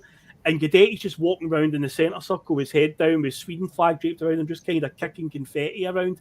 And at that point in my head, I was like, you're fucking done, mate. You're done. You can't be doing shit like that. I get that you wanted to score that penalty, but I get it. And I'd say maybe in his defence, maybe Scott Brown, being the captain, could have just took control of the situation. But yeah, it seemed like an absolute clusterfuck. But that was the moment, really. He should have just brushed it off and got on with it because, yeah, he just had a sulk in the middle of the park at a National Cup final, didn't celebrate with the rest of the team. If you watch the footage back and you see the bit where they get the cup initially from when they go up the steps, they then come down and they've got like a podium set up and, they'll do the thing where they lift the cup there and there's like fireworks going off. Guidetti's just standing at the back, just not even getting involved, raising his hands, getting animated or nothing. He's just standing there. Let's say he's walking round the centre circle just by himself while the rest of the team are doing the lap of honour. And at that point, I was like, this guy's no for us, no for me. I was like right there and there. That was the side. So I'd imagine that William, obviously, you wouldn't have seen that because the cameras wouldn't have shown that part. That was one of those things you had to be in the stadium to see it. But you might have heard about that story. You might have. I remember reading it on the message boards and that as well. And by that point, I think everybody just consigned themselves to the fact that he's off. And I don't remember it being a big, what are we going to do? How are we going to replace him? It was like, he came, he showed us what he had. There was a glimpse of hope there. We were excited for a wee while. And then we just watched him waste it away. And that was very telling of what his character was like, Aye, it was. Now, Connor, do you remember that incident at all? Was that one, were you at the game or did you just hear about it or anything? I wasn't there. I'd heard like the murmurs and rumourings that he was not happy and rightfully so. If you are the penalty taker and like James Forrest, who comes up and says, "No, I'm taking it because I fucking want it," you're like, it's not the best idea, and then misses it, and all everything that follows, you would rightfully feel a bit pissed off. Yeah. Oh yeah, I can definitely sympathise with him. But don't be strutting about after you just won the cup, like in a fucking half, because you didn't get to score the fucking penalty. That like you have won that cup for your team. Just like enjoy the moment and enjoy being part of the biggest team you'll probably be a part of in your fucking life. So, it's, no, you're right. Like it annoys me when players do that because like there's a difference between gallousness and being a bit of a fucking cunt. Don't mention your words there, boy. You tell him. You get him to help, mate. like Kyogo, Giacomakis, Gallus, Ralston, Gallus, Jaranovic, Gallus, Jota, Gallus. But they would die for the team. They would 100% would die for the fucking team. But that moment there, John Guidetti would fucking throw Ronnie and Scott Brown upon a fucking pit of spikes to walk his next big thing. At the end of the day, he was wanting to score a penalty when we were 2-0 up in the last couple of minutes, and it's like exactly, at the end of the day, like it means fuck all. Like it doesn't mean nothing. Like Cristiano Ronaldo had done that in the Champions League final season before they were beating Atletico Madrid 3-1 deep in extra time, and they got a penalty, and he's like, "Well, I'm taking it because Ronaldo," and he did the whole full like shut off celebration, doing his stance that he does. And it's like you're winning 4-1 in the 120th minute of extra time. You've definitely won this game. But yeah, all John Guidetti was thinking about was Brand Guidetti when that penalty got awarded, but Forrest was like, "I won it." I say that looking back at the replay, you do see fucking players like Mbappe. Like, I don't know if you will have seen it. He did not get the ball past him, and he fucking started off. What that club has made him and has let him get away with is absolutely ludicrous. It's insane. Again, it's all about Brand and Mbappe he's thinking about, but a lot of that will be because Neymar's a teammate, has a lot of influence from Neymar. I'm sorry, but PSG is just not Mbappe. Like, it's not, but it's like Messi, the greatest player to ever walk the fucking earth, is at your club. So and he's in a huff to never get a ball. Just fucking piped in. And I saw that clip the other week. But yeah, all the saga of John Guidetti, the ballad of John Guidetti, just fizzled out after that. I think he scored like a couple more goals before the end of the season, but he definitely lost his place in the team at Griffiths. It was quite obvious he wasn't staying. And other than a goal against the Inverness Cali Thistle semi-final, which we're going to talk about in a moment because we cannot go through this season and not talk about it. His end to Celtic career was quite uneventful. So it was probably a bullet avoided. Then they seemed quite a toxic one for the dressing room, but having a huff at a cup final when you have won, it's like, look, man, I understand you wanted to score your goal, but you have won the trophy. At least be a wee bit more enthusiastic about it.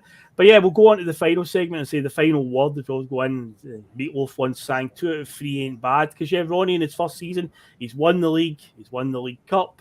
But as many of us say, and we talk about this one, it's still a sore one to this day, it could have and should have been a treble if it wasn't for a Josh Meeking's handball in a semi-final with Inverness, because that season's Scottish Cup final was contested between Inverness, Cali Thistle and Lower League Falkirk, but we played Cali, of course, in the semi. We 1-0 up for a Virgil van Dijk free kick because he could just do that because he was a baller. Scored a great free kick while cruising in the game, and we have a mad instant just before half-time. Ball comes into the box. It bounces to the back post. Lee Griffiths has got an empty net in front of him. Pretty much the goalkeeper's in no man's land. He goes to head it in, and Josh Meekings, who's on the line, sticks his hand out like that and then kind of quickly turns his head to make it look like he headed it away. And every single player in Celtic shirt is screaming penalty. Every fan that was in close proximity could see it clearly. Screaming penalty. I was there that day. I can remember, even from where I was sitting, it was like, that's got to be a handball. Should have been a penalty and a red card to get Josh Meekings sent off. But no, the referee, Stephen McLean, didn't see it. And the most insulting bit about it is this was at a time when they were trialling the extra linesman that would run the byline between the corner flag and the post. He's meant to be looking out for something like that. It was Andrew Dallas that was the fourth official, I don't know, sixth official, seventh official, I don't know what they were. But yeah, he's standing there 5 yards away from it. He doesn't see it neither. Replays showed that Stephen McLean had a clear view to the incident. He didn't see it. So we go in at halftime 1-0 up, but we're still winning the game, but we definitely feel aggrieved. We should be out of sight by now. We go 2-0 up, and Inverness get a man sent off. We're going through to the final, no problem.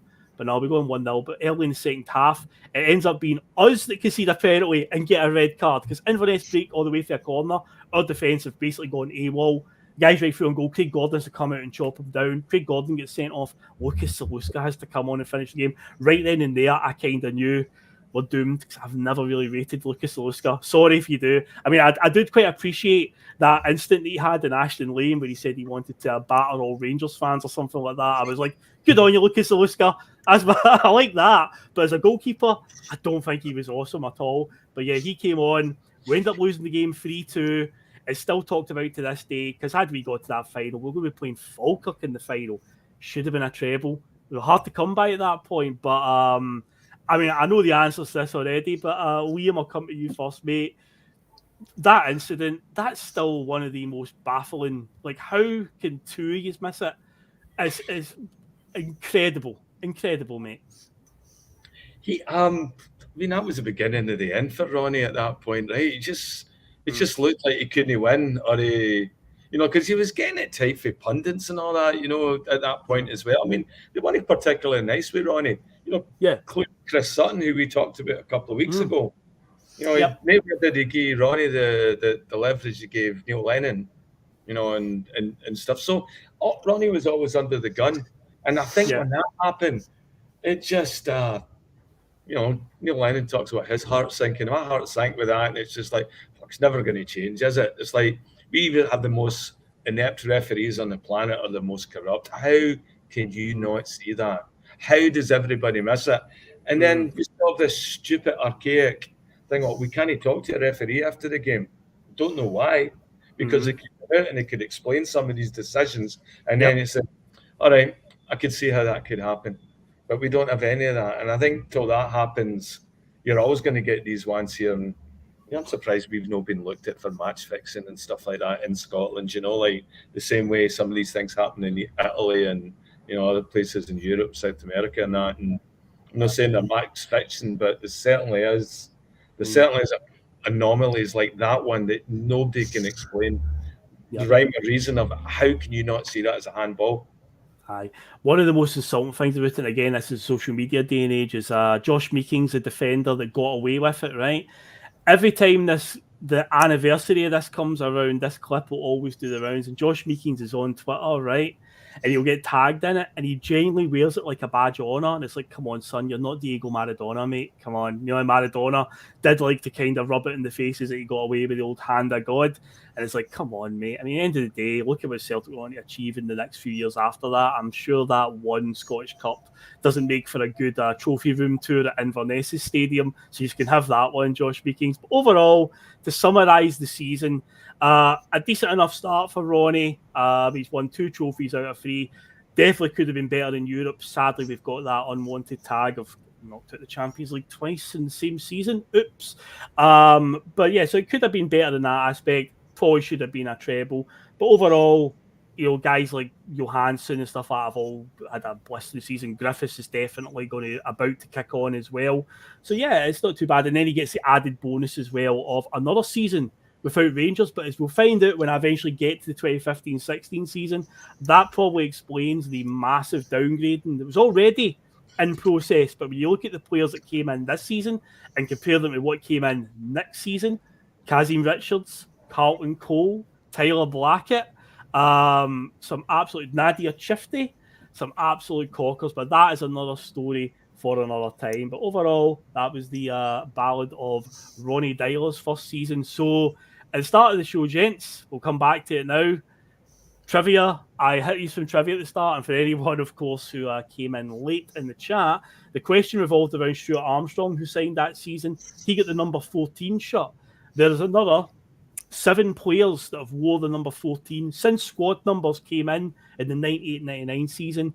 Can you name the other 7 players that wore the number 14? So, Liam, I'll come to you first. Got a name for me? Stanislav Varga. No, mate. He was number 23, mate. There was a really obvious one. I thought you would have just homed in right away. Connor, have you got any guesses to start? Paul Lambert. Yeah, that's the obvious one, mate. Paul Lambert, number 14. Yes, indeed. Let's see, Armstrong, we already know now. Think about current day team. Who's currently Celtic's number 14, Liam?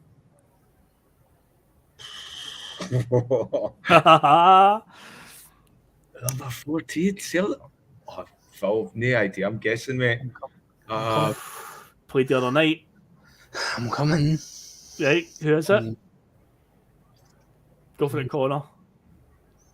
David Turnbull. David Turnbull, yeah, he's a current day one. Now, some of these names are absolute corkers. I could give you clues for some of them, but we'll take it. We'll take it in the comment. You want? He's a big fucking cunt. Okay, I've got and one his for you. name is Charlie Nicholas. No, it's not him. He was before the days of squad numbers, mate. He was before the days of squad numbers. It was 1999 they came in. Yeah. Fuck. Aye, so 1999 is the Joseph Venglos season, so that's like the first. But Paul Lambert was the first number 14 when they came in. But the guy who followed him, right? The guy who followed him is one that we had him on loan. He was a striker under Strachan who didn't play many games to the point where he asked for his loan to be cancelled and he went back down to his English parent club. He barely played a game. Hutchinson. No, Ben Hutchinson was a number 23 again. You're good at guessing number 23s, mate. Discordia. It's a magic number. It's Michael Jordan's number as well, mate. KLF. Let's see. I'm looking through the comments now to see if anybody's got any. Paul Dyke's put Ralston. I don't know if that's a guess about who's going to score tomorrow, but Ralston's definitely not number 14, mate. Number 56. Well, I'd take a 97-minute Ralston winner tomorrow.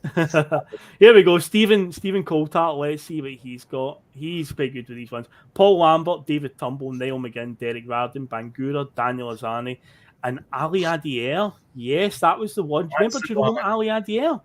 Yeah. Aye. So Ali Adiel, Riordan, McGinn, Bangura, and you had Daniel Arzani, who only ended up playing about 20 minutes and got injured up at Dens Park and never kicked a ball again. So I'm looking at some of the people that wore 14, Bangura, Arzani, Ali Adiel. There's not much game time between the three. Riordan as well, to be fair. You could argue a case for Riordan because for whatever reason it just didn't happen for him. And yes, Patrick McLaughlin, Cruyff did with a number 14, but sadly it wasn't for Celtic. I wish it was, but sadly no. That was his magic number indeed. Ginola was also a famous number 14 in Thierry Henry. But yeah, sadly, no news. So David Ginola, as you know, we talked about before, could have been. He could have been, and Terry was mentioning it last week in the 95-96 one. So yeah, that wraps up the first season of Ronny, 2014-15. So next week, my plan is we're going to be talking about the 2011-12 season, which is Neil Lennon's second full season as manager. A lot happened in that one. You had the 3-0 down to Kilmarnock at half-time, came back to 3-3. We had, of course, the Sion incident where they got tossed out of Europe. We took their place. We were 15 points behind Rangers by the middle of October, and by January the 1st, we were top of the league. And, of course, on Valentine's Day of 2012, our pals across the city went bust and ended up getting a 10-point deduction by administration. And ended up basically handing us the title at that point, and that was curtains for them. Also, on a sour note, we should have won everything that season. I'll be talking in depth about that because we had a treble handed to us on a plate and ended up losing a League Cup final with Kilmarnock and a semi-final with Hearts, and that was a sore one when Craig Beattie scored that one and over-celebrated it. But yeah. Can you do me a favour? I can try. If we win tomorrow, okay? Yes. Please, next week on Bustalgia, rub it in.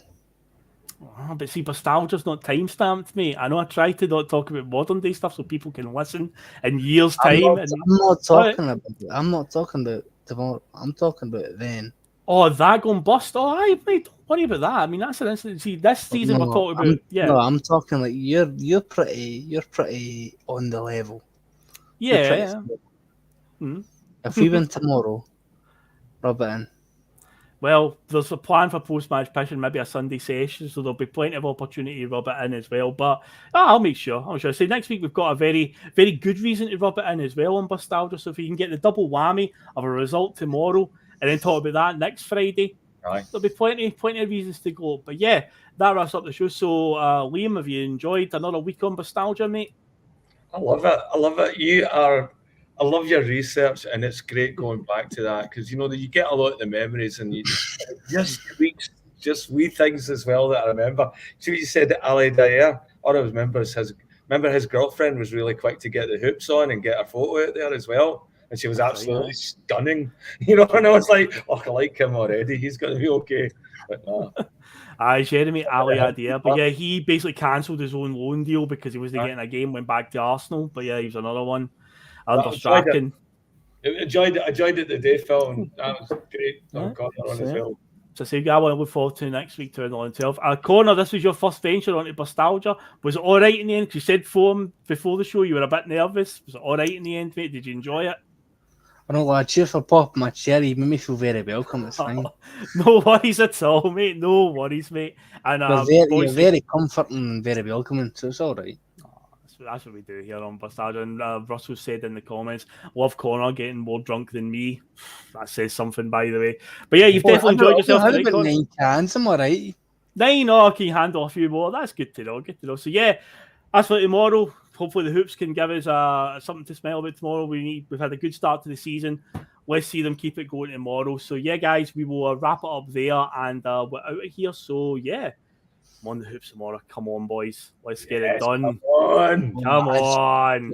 His comments about me deliberately trying to cause controversy. Well, I work in the media now, and you've got someone sitting there next to you who's an embarrassment to the media profession. He's an apologist. He's a charlatan.